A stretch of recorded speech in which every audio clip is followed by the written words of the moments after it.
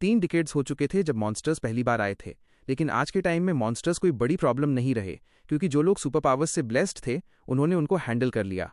इसी के साथ एक इंटरनेशनल स्पोर्ट स्टार्ट हुआ जिसका नाम था हंटर लीग। हमारा हीरो स्टेडियम के अंदर एंटर करता है। क्राउड पागल हो रखी है, गुस्सा और एक्साइटमेंट से भरी हुई। वो अपनी गन लोड करता है और प्रोजेक्टर्स की रोशनी उसके चश्मे पर पड़ रही होती है। वो एक टॉप टियर प्लेयर था, ये सब जानते थे, पर फिर भी पिछले समर डुबिक का फुल परफॉर्मेंस और चांगह्योन का क्वालिफिकेशन क्लियर ना कर पाना, इसी वजह से उसकी सारी बड़ी अचीवमेंट्स जैसे अचानक लोग भूल गए हों। सिर्फ 2 छोटी सी बातों की वजह से ये सब सोचकर हीरो काफी फ्रस्ट्रेटेड हो जाता है। गुस्से के झटके में वो अपना फोन फेंक देता है। ये सब उस आदमी के सामने होता है जो उसके बिल्कुल फेस टू फेस बैठा था। थोड़ी देर बाद वो आदमी चांगह्योन से बात करता है और बोलता है कि शायद उसका प्रोफेशनल करियर अब एंड हो चुका है। ये सुन के प्रोटैगोनिस्ट बिल्कुल शॉक हो जाता है। वो आदमी बोलता है कि वो चाहता है चांगह्योन गेमिंग से रिटायर हो जाए और बिजनेस पर फोकस करे, फिर उसे उसकी मैंडेटरी मिलिट्री सर्विस भी याद दिलाता है। ये सुनते ही टूटा हुआ चांगह्योन सोचने लगता है कि काश उसे सीधा टीम से फायर ही कर दिया होता। उसे पता था कि एक दिन रिटायरमेंट आनी ही है, उसकी शार्प स्किल्स यूथ के साथ धीरे धीरे फेड हो जाएंगी। पर उसके ऊपर से अपने ही मैनेजर से ये सुनना कि वो टीम का बस एक पावरलेस फेस बन जाए, वो टीम जिसे वो अकेला इतने टाइम से विक्ट्री दिला रहा था, ये एक बड़ा स्कैंडल था। गुस्से से भरा चांगह्योन टेबल को लात मार देता है, जिससे मैनेजर डर जाता है। फिर वो बोलता है कि बस अब ये कन्वर्सेशन खत्म और वहां से निकलने लगता है। इस पे मैनेजर भड़क जाता है और कहता है कि उससे थोड़ा रिस्पेक्ट दिखानी चाहिए, इस एटीट्यूड की वजह से ही फैंस उसकी टीम छोड़ने की डिमांड कर रहे हैं।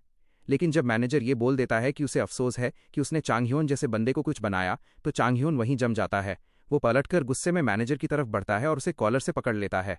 चांगह्योन उसे याद दिलाता है कि उसी की वजह से उनकी इंस्टीट्यूशन को इतनी सारी सक्सेस मिली थी। फिर उसे अफसोस होता है कि एक टाइम पर वो मैनेजर के कहने पर full Bloom mullet skill activate करने के लिए मान गया था। इस स्किल की पावर टाइम के साथ बढ़ती थी और यूजर को बड़ी पावर अनलॉक करने देती थी, लेकिन एक बार एक्टिवेट होने के बाद ग्रोथ रुक जाती थी। बिजनेसमैन बोलता है कि उसने बस वही किया जो उसे चांगह्योन के लिए बेस्ट लगा। ये सुनकर चांगह्योन और ज्यादा गुस्सा हो जाता है और उसे धक्का दे देता है। मैनेजर डर के मारे कांपने लगता है। प्रोटैगनिस्ट को अच्छी तरह पता था कि उसकी जिंदगी के दुख का रीजन वही मैनेजर था, पर वो ये भी जानता था कि उसे पीठ देने से पास्ट की गलतियां ठीक नहीं हो सकती। इसी तरह एक टॉप टियर गेमर बिल्कुल रॉक बॉटम पर आ चुका था। ये उसके शानदार करियर का एंड था। अब वो और पावरफुल नहीं हो सकता था। उसके पास हाई रैंक स्किल्स का डिसेंट आर्सेनल था, फिर भी उसके पास बस एक ही ऑप्शन था, बूढ़ा होना। ऊपर से वो स्किल जो बहुत जल्दी एक्टिवेट हो गई थी, उसकी ग्रोथ को पूरी तरह रोक चुकी थी। चांगह्योन सोचने लगता है कि क्या जिंदगी का अब कोई मतलब भी बचा है। रोड क्रॉस करते हुए उसके दिमाग में आता है कि क्या मौत ही असल में एक डिलीवरेंस होती। तभी अचानक एक तेज रफ्तार ट्रक सीधा उसके सामने आ जाता है। चांगह्योन सोचता है कि अगर उसकी लाइफ का कोई मीनिंग था भी तो शायद वो जीने लायक नहीं है, क्योंकि इम्पैक्ट अब होने ही वाला था। और फिर भयानक हादसा होता है। ट्रक कंट्रोल से बाहर होकर रोड के साइड क्रैश करता है और एक बड़ा एक्सप्लोजन हो जाता है। इसी बीच हीरो खुद को बुरी तरह इंजर्ड पाता है। उसके कपड़ों में आग लगी होती है और वो जमीन पर गिरा होता है। इस हाल में उसे अपनी रीसेंट सोच पर दोबारा सोचना पड़ता है। वो समझता है कि वो अभी भी लड़ना चाहता है, चाहे थोड़ी देर के लिए ही सही। चांगह्योन फिर से चाहता है कि स्टेज पर जीत के बाद क्राउड उसका नाम ले। वो अपनी टीम के साथ वो खुश मोमेंट्स दोबारा जीना चाहता है, लेकिन अब उसकी आंखों से आंसू बह रहे थे, क्योंकि वो मौत के बिल्कुल करीब था। ये सोचते हुए कि वो अपनी जिंदगी बिना शर्म के जीना चाहता था। ये एक्सीडेंट, ये उस लेजेंडरी प्लेयर की पहली जिंदगी की आखिरी याद थी। अगले ही पल प्रोटैगनिस्ट को कंफ्यूजन हुआ, क्योंकि वो अचानक अपने रूम में था। एटमॉस्फेयर थोड़ा अजीब लग रहा था, इसलिए वो तुरंत मिरर की तरफ भागा। वहां जाके उसने देखा कि वो अब अपने मिडिल स्कूल वाले पुराने फॉर्म में आ चुका था।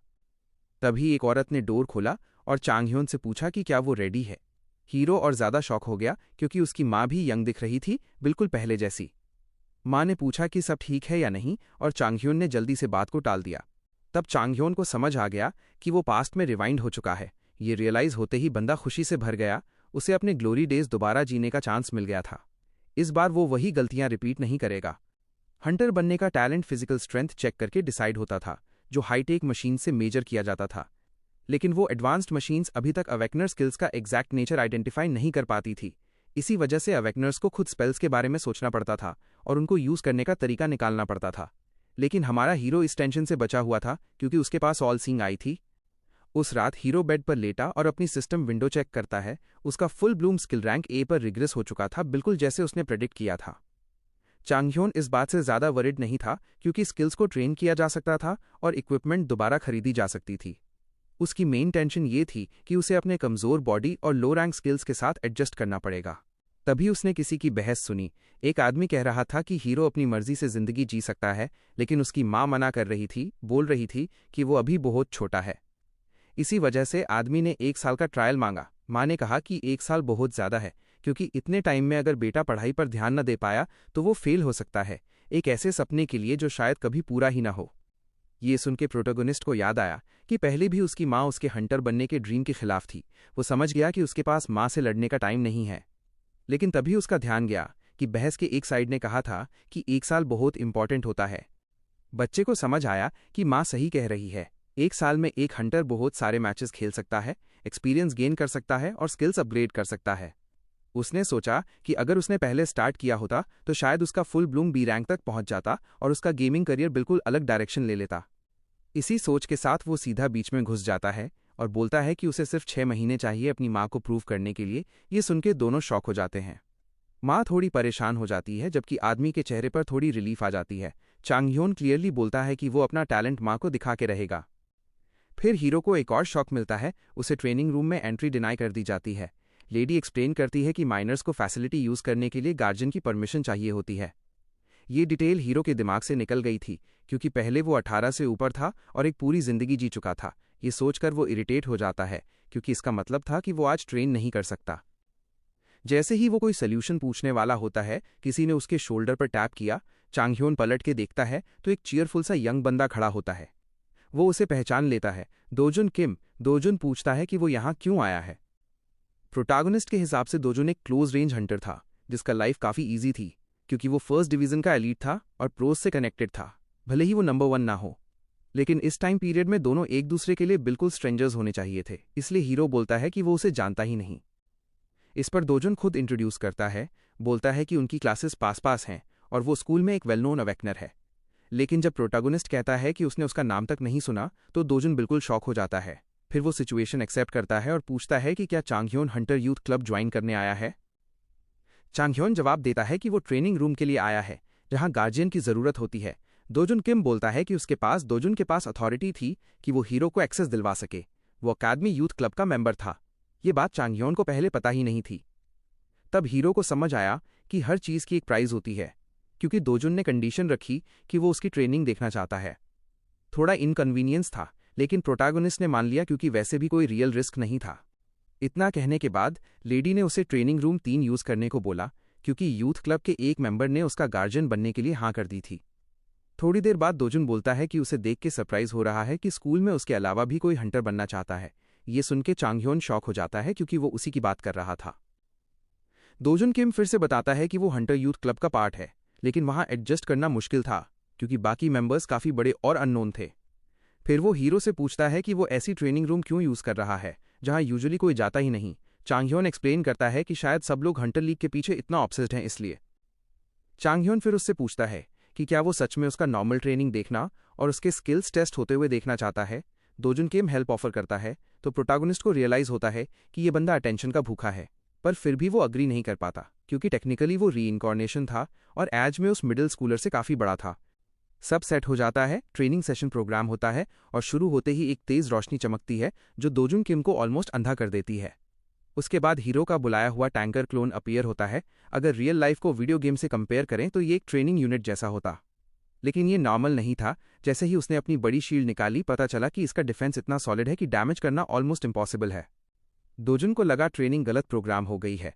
वो सजेस्ट करता है कि कोई नॉर्मल क्लोन यूज करो, क्योंकि टैंकर को तो स्क्रैच भी नहीं कर सकते।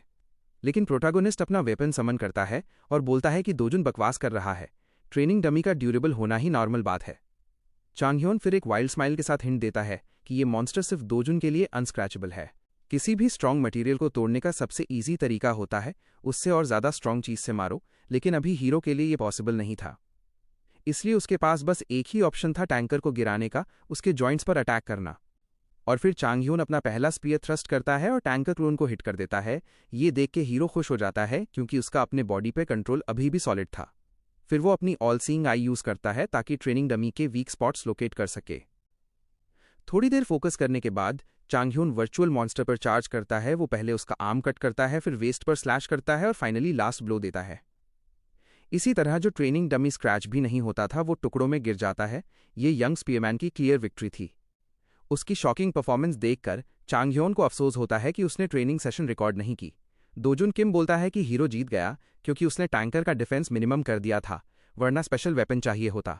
लेजेंडरी प्लेयर समझ जाता है कि मिडिल स्कूलर ने जो समझा नहीं उसके लिए खुद का एक्सप्लेनेशन बना लिया। दोजुन किम कहता है कि हीरो जो क्लियरली स्पीयरमैनशिप में स्पेशलाइज लगता है यूथ क्लब के लायक है, वो ये भी बोलता है कि अब वो खुद ट्रेनिंग डमी पे ट्राई करेगा। चांग ह्यून डिसाइड करता है कि वो उसे ज्यादा ज्ञान नहीं देगा, वक्त के साथ खुद समझ आ जाएगा कि ये कितना टफ है।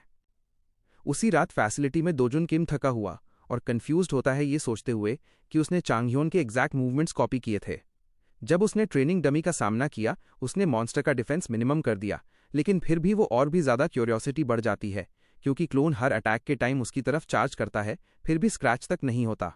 उसी रात फैसिलिटी में ट्रेनिंग चल ही रही होती है। मिडिल स्कूलर सोचता है कि शायद उसने ट्रेनिंग गलत प्रोग्राम कर दी है, तभी अचानक कोई उसका नाम लेता है। क्लब का एक सीनियर प्रॉपर वेलकम मांगता है तो दोजुन किम रिस्पेक्टफुली जिजू को बो करता है।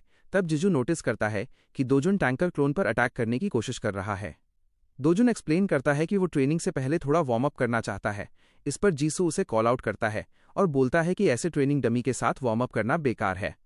वो क्लियर बोल देता है कि चाहे डिफेंस मिनिमम पर भी सेट हो दोजुन उससे कभी डैमेज नहीं कर पाएगा। ये सुनकर दोजुन किम अपनी ही वीकनेस से और फ्रस्ट्रेट हो जाता है। बाद में ट्रेन में बैठकर हीरो सोचता है कि उसमें अभी कितनी स्ट्रेंथ की कमी है। जनरल पर्पस हंटर सेंटर अवेकनर्स को सिर्फ नॉर्मल ट्रेनिंग फैसिलिटीज देता है।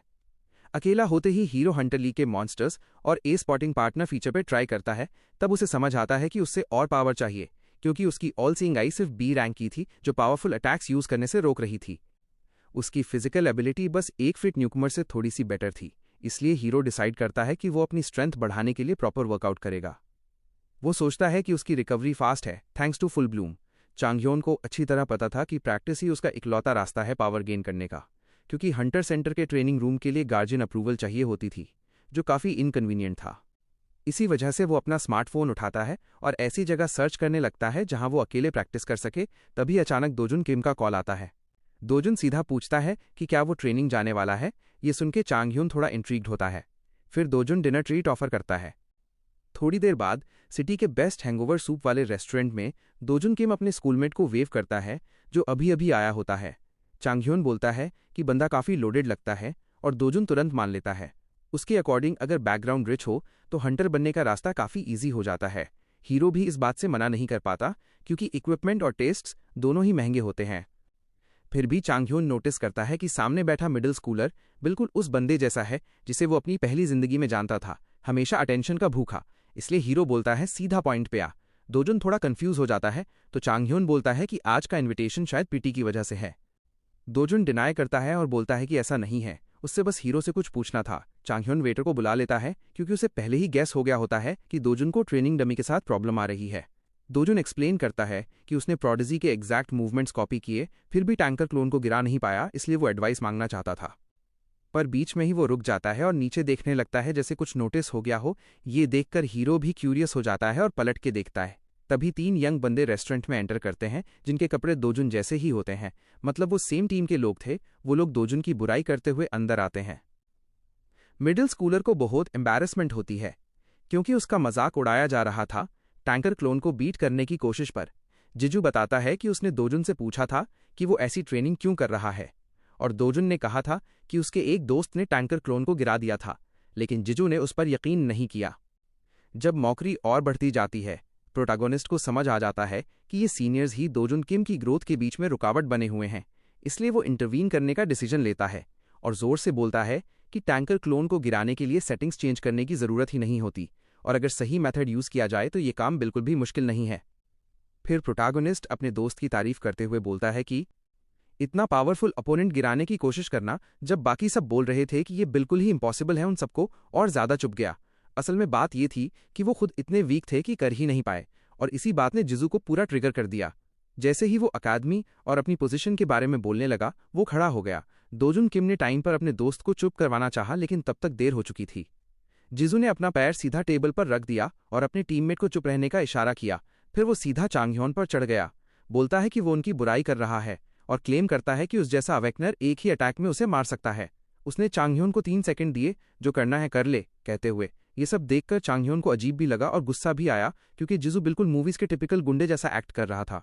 हीरो को समझ आ गया कि अब डिनर का ट्रीट गया, तो वो खड़ा हुआ और बिना ज्यादा सोचे कैजुअली जिजू के मुंह पर पंच मार दिया, जिससे उसके दोनों दोस्त बिल्कुल शॉक हो गए और तुरंत उसे संभालने के लिए भागे। चांगह्योन अपने आप से सोचता है कि उसने टाइम लिमिट का सही यूज किया, क्योंकि वो हमेशा पहला हिट लेने पर ही फोकस करता था। पंच लगते ही जिजू और ज्यादा भड़क गया। चांगह्योन कामली बोलता है कि भले ही वो उसके दोस्तों का टीममेट हो, लेकिन उसका उससे कोई लेना देना नहीं, इसलिए उसे बेकार में इन्वॉल्व ना करे। गुस्से में जीजू हीरो पर हाथ चलाता है, लेकिन चांगह्योन ईजिली डॉस कर लेता है। उसे याद आता है कैसे जीजू अभी थोड़ी देर पहले बोल रहा था कि उसका एक अटैक काफी है, तो वो टॉन्ट करता है कि पहले अटैक कनेक्ट तो हो। ये सुन के जिजू और आग बबूला हो जाता है। वो दोबारा पंच मारता है, लेकिन हीरो उसे डिफ्लेक्ट करके तुरंत लेफ्ट जैब से काउंटर कर देता है। जब जीजू को समझ आ जाता है कि हैंड टू हैंड फाइट में वो जीत नहीं सकता, तो वो अपना माना गैदर करना शुरू कर देता है। चांगह्योन की ऑल सीइंग आई तुरंत डेंजर सेंस कर लेती है और लास्ट मोमेंट पर वो जंप करके साइड हो जाता है। जहां वो खड़ा था वहां जमीन टूटकर बिखर जाती है। फ्लोर का हाल देख के हीरो समझ जाता है कि सामने वाला ग्रेविटी बेंडर है और वो लोगों के बीच होने के बावजूद अपनी स्किल्स यूज कर रहा है। ये देखकर दोजुन किम तुरंत आसपास के लोगों को हटाने लगता है। जिजू दोबारा एनर्जी रिलीज करता है और एक और ग्रेविटी अटैक छोड़ता है, जिसे चांगह्योन फिर लास्ट सेकंड पर डॉज कर लेता है, वरना एक उड़ता हुआ टेबल उसे क्रश कर देता।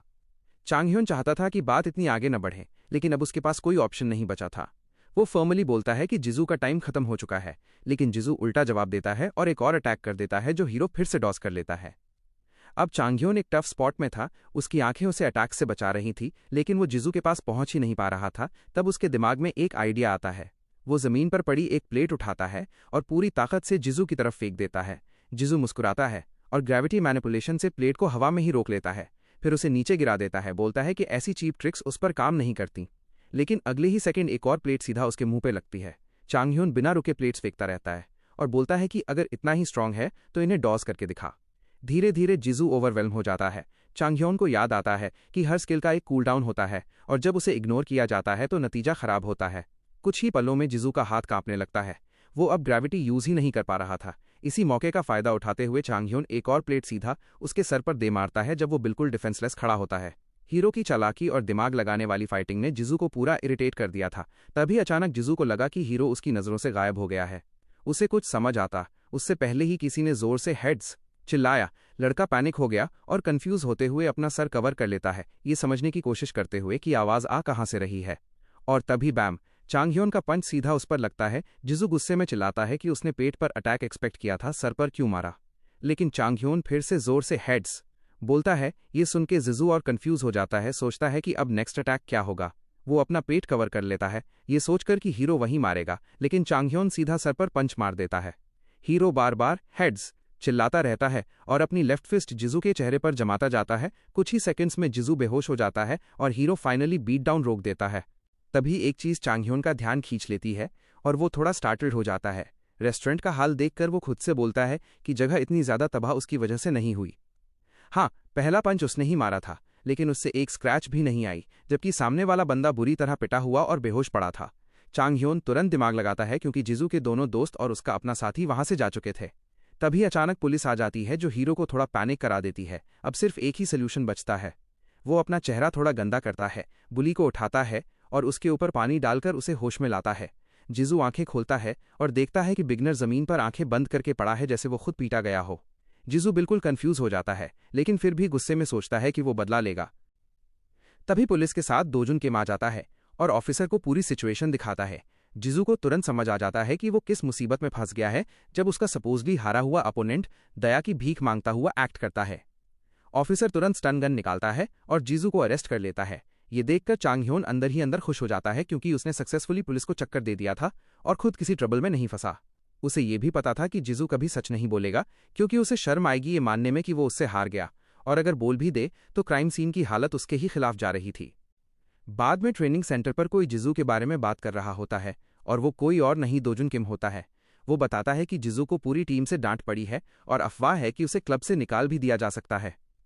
ये सुन के हीरो को काफी सेटिस्फैक्शन मिलता है, क्योंकि इनजस्टिस अवॉइड हो गई थी। दोजुन पूछता है कि क्या वो थोड़ा रेस्ट लेगा, लेकिन चांगह्योन तुरंत एक और क्लोन समन कर देता है और बोलता है कि वो ऐसी लग्जरी अफोर्ड नहीं कर सकता।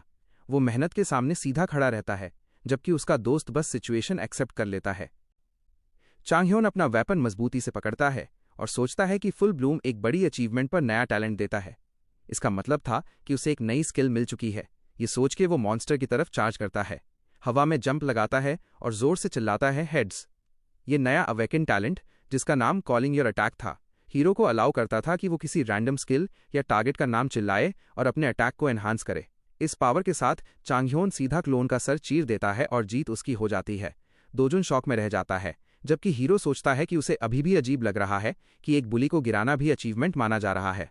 सबसे इंटरेस्टिंग बात यह थी कि उसकी पिछली जिंदगी में उसके पास ये स्किल थी ही नहीं।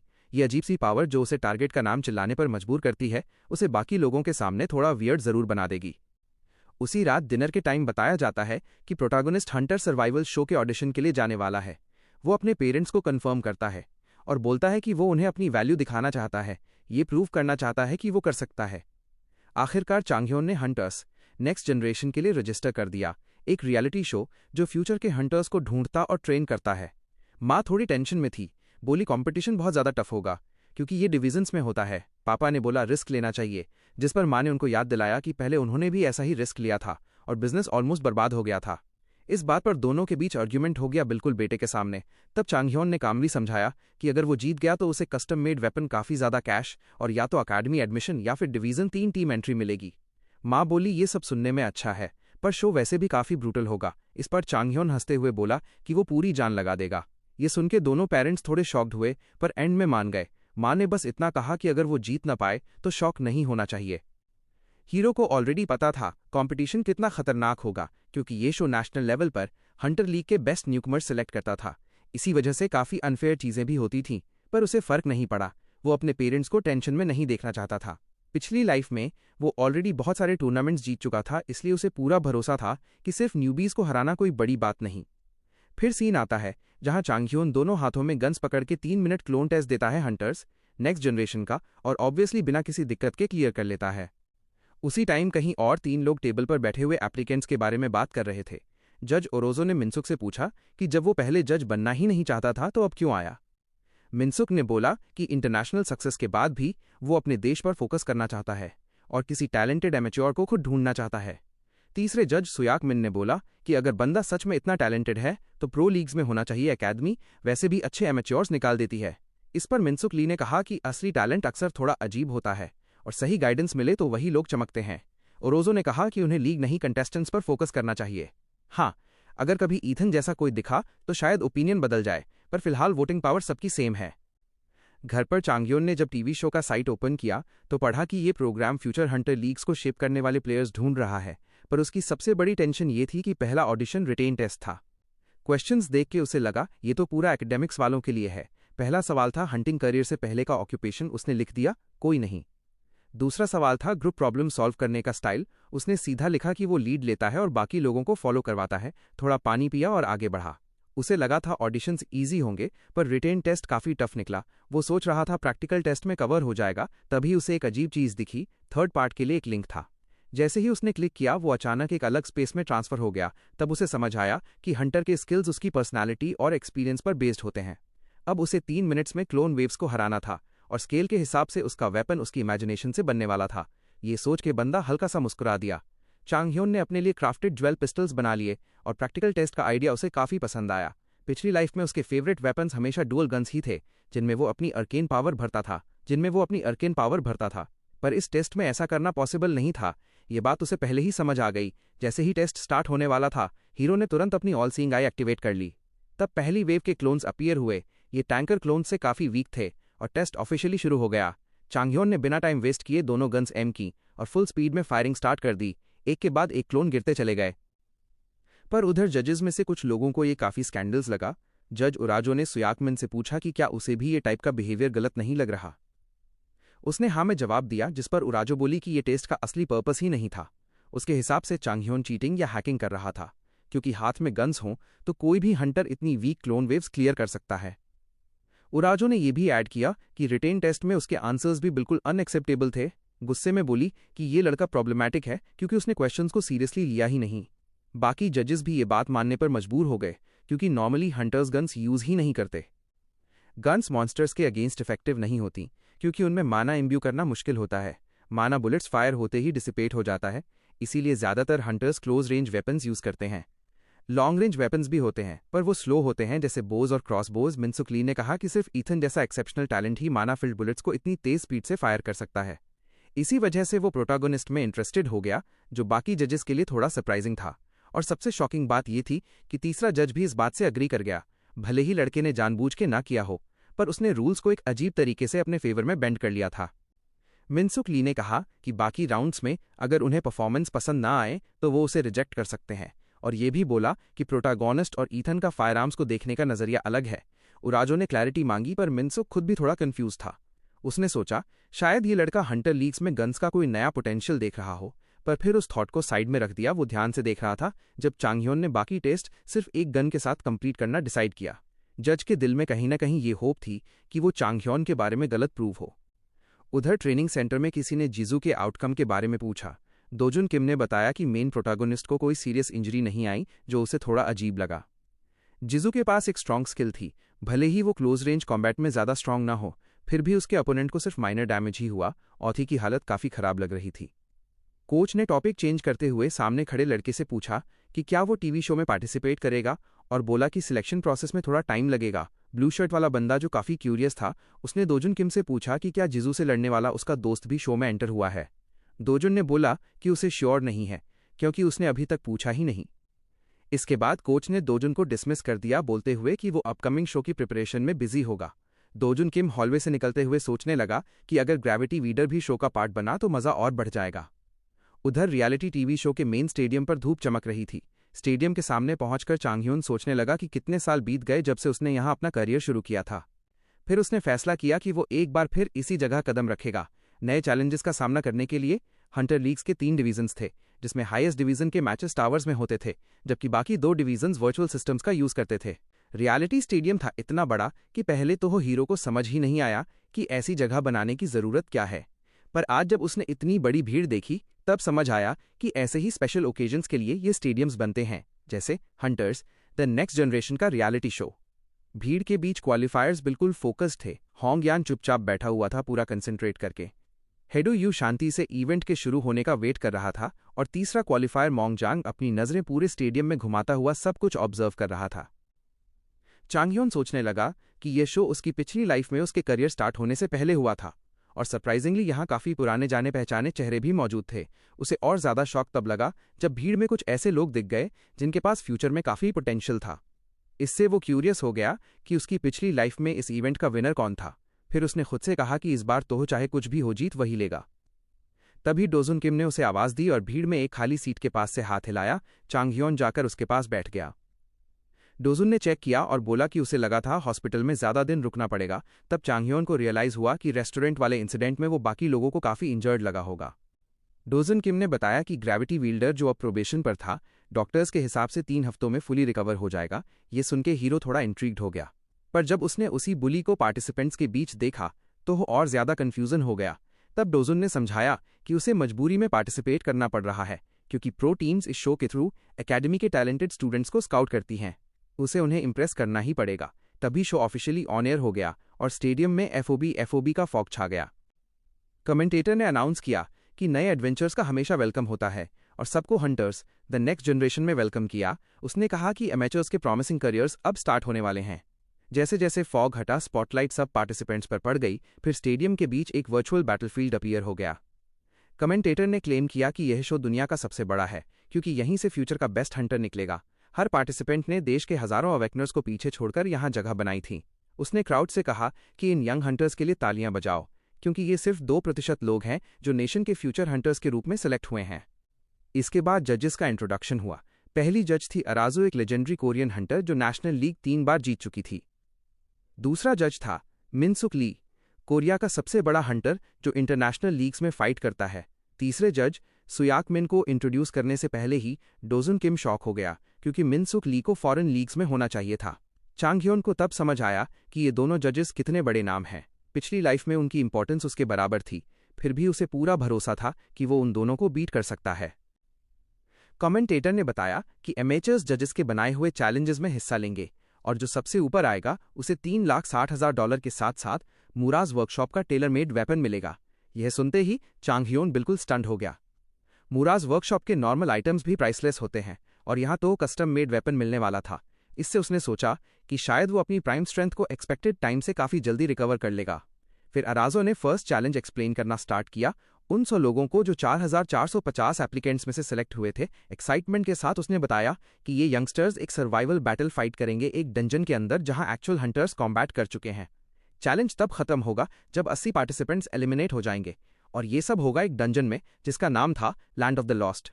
Land of the lost souls के डंजन में जो बंदा सबसे ज्यादा स्कोर करेगा उसे नेक्स्ट चैलेंज के लिए थोड़ा सा बोनस मिलेगा। बस फिर क्या, पूरे 100 सिलेक्टेड लोग एक साथ टेलीपोर्ट कर दिए गए डंजन के अंदर, और पहला चैलेंज ऑफिशियली स्टार्ट हो गया। टेलीपोर्ट होते टाइम चांग हयोन का एक्साइटमेंट अलग ही लेवल पर था। जैसे ही सब लोग उस मिस्टीरियस जगह पर उतरे, हीरो ने इधर उधर देखा और सोचा कि पिछली लाइफ में इसी डंजन में फाइनल्स खेले गए थे। चांग हयोन को land of the lost souls का पूरा नॉलेज था, उसका मैप, उसका नेचर और उसके कोर मैकेनिक्स, सब कुछ। यहाँ तक कि उसे एक हिडन डंजन के बारे में भी पता था। ये सोच के उसके चेहरे पर एक एक्साइटेड सी स्माइल आ गई और वो प्लान करने लगा कि अब नेक्स्ट मूव क्या होगा। उधर अराजो को पूरा भरोसा था कि सर्वाइवल गेम के अंदर ये लड़का रूल्स को अपने हिसाब से नहीं मोड़ पाएगा। प्रैक्टिकल टेस्ट्स इजीली क्लियर करना दिमाग का प्रूफ हो सकता था, पर उसके हिसाब से इसका मतलब ये नहीं था कि वो कोई जीनियस है। सर्वाइवल गेम्स हंटर्स के लिए बहुत सारी इंपॉर्टेंट स्किल्स टेस्ट करते हैं और उनमें कोई फेक बंदा जीत ही नहीं सकता। अराजो का गोल ही ये था कि इस लड़के को दिखाया जाए कि हंटर लीग को लाइटली लेने की गलती नहीं करनी चाहिए। बाकी 2 जजेस आपस में बात कर रहे थे कि एमेचर्स काफी टैलेंटेड लग रहे हैं, और अराजो ने चैलेंज भी स्मार्टली चूज किया है क्योंकि इसमें सिर्फ स्किल्ड लोग ही बचा पाएंगे। तभी उनकी नज़र स्क्रीन पर पड़ी और कुछ और दिखा। एक कंटेस्टेंट बैटल एरिया छोड़कर कहीं और जा रहा था। तीनों जजेस ने तुरंत ध्यान दिया। स्क्रीन जूम करते ही दिख गया कि वो रोग प्लेयर और कोई नहीं बल्कि चांग हयोन ही था, जो एक अजीब से स्ट्रक्चर के सामने खड़ा था। स्क्रीन पर उसका चेहरा देखकर अराजो का दिमाग घूम गया। उसे एक क्रेजी सी स्माइल के साथ उस जगह को देखते हुए अराजो बिल्कुल शॉक हो गई, क्योंकि ये वही जगह थी जहां डंजन का आर्टिफैक्ट छुपा होता है। आर्टिफैक्ट्स डंजन के अंदर छुपे हुए रेयर ट्रेजर्स होते हैं, और कभी कभी सिर्फ आर्टिफैक्ट मिल जाए तो बंदा मैच जीत सकता है। अराजो पैनिक कर गई क्योंकि ये हिडन डंजन कभी पब्लिक के सामने रिवील ही नहीं हुआ था। डिवीजन 1 प्लेयर्स को भी इसका आइडिया नहीं होता, तो ये एमेचर लड़का इस जगह के बारे में कैसे जानता हो सकता है।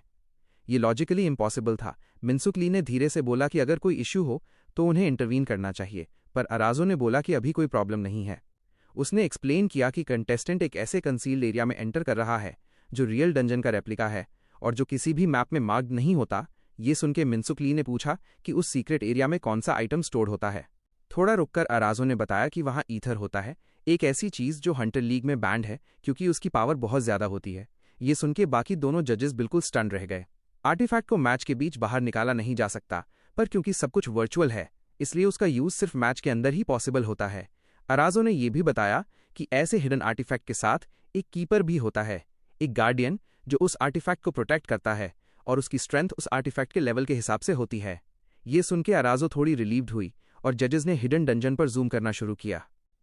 स्क्रीन पर एक चमकता हुआ स्ट्रक्चर दिखाई दिया, एक मॉन्स्टर जिसका नाम क्यू ऑफ क्यू था। वो उस हिडन आर्टिफैक्ट का गार्डियन था।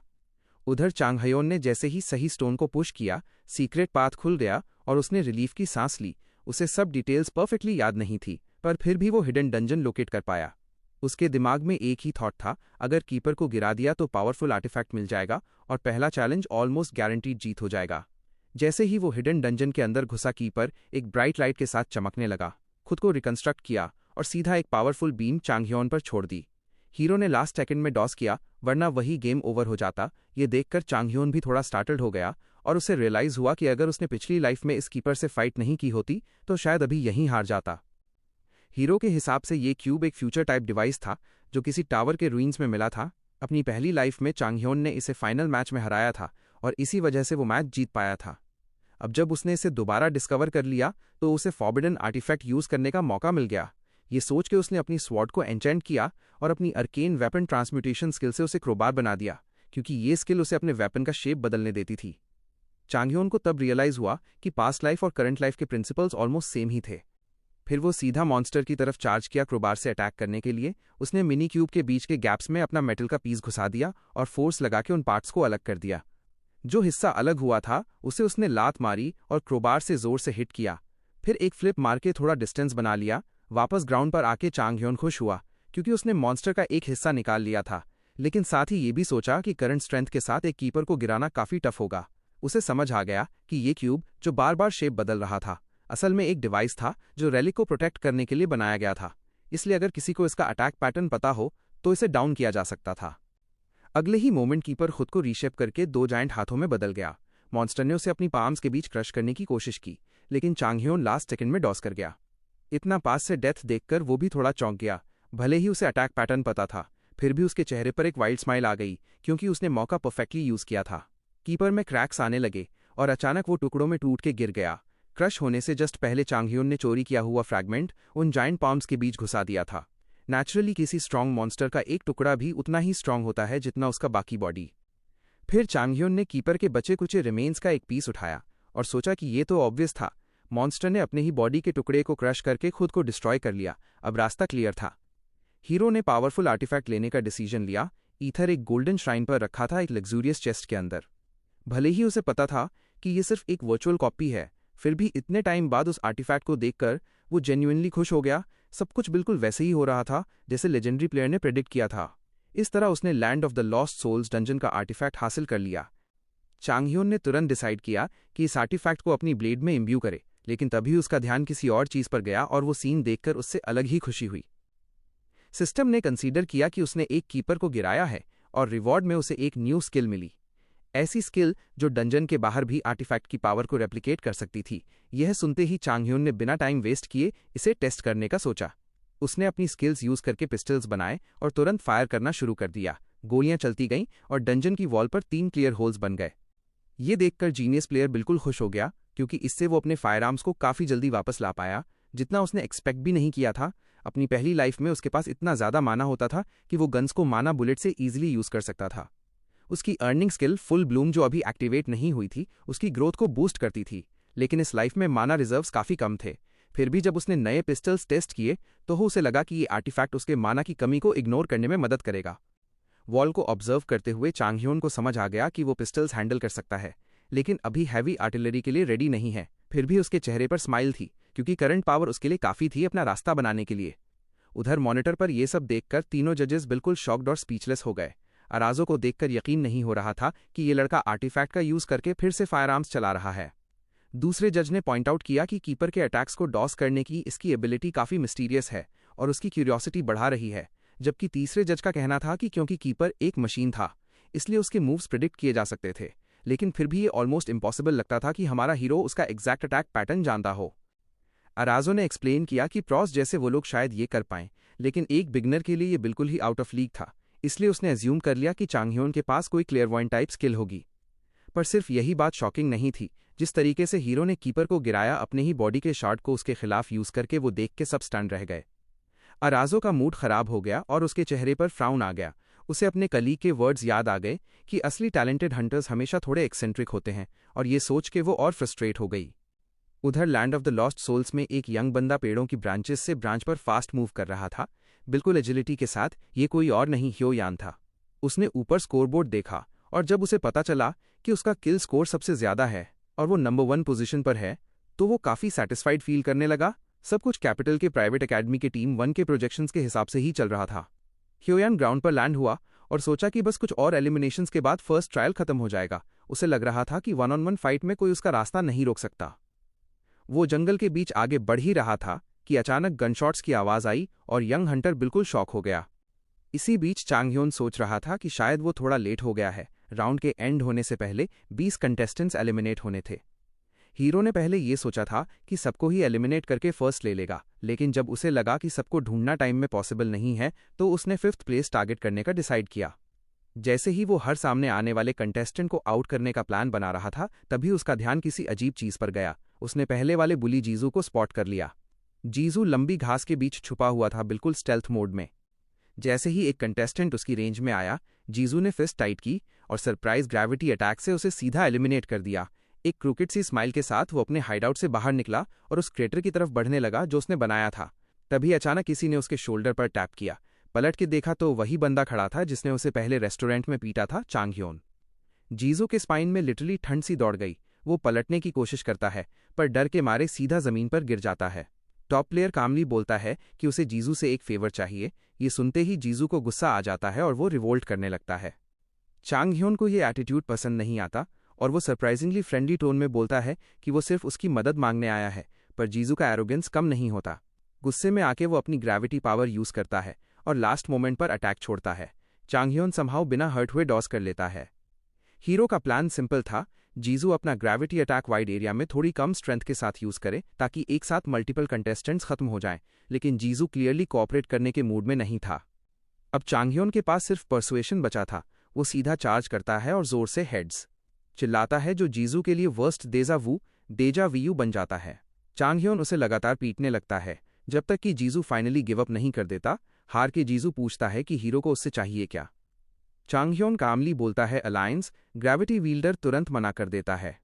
ये सुनते ही चांगह्योन स्माइल के साथ एक गन स्पॉन करता है और जीजू के पैर के बिल्कुल पास गोली चला देता है।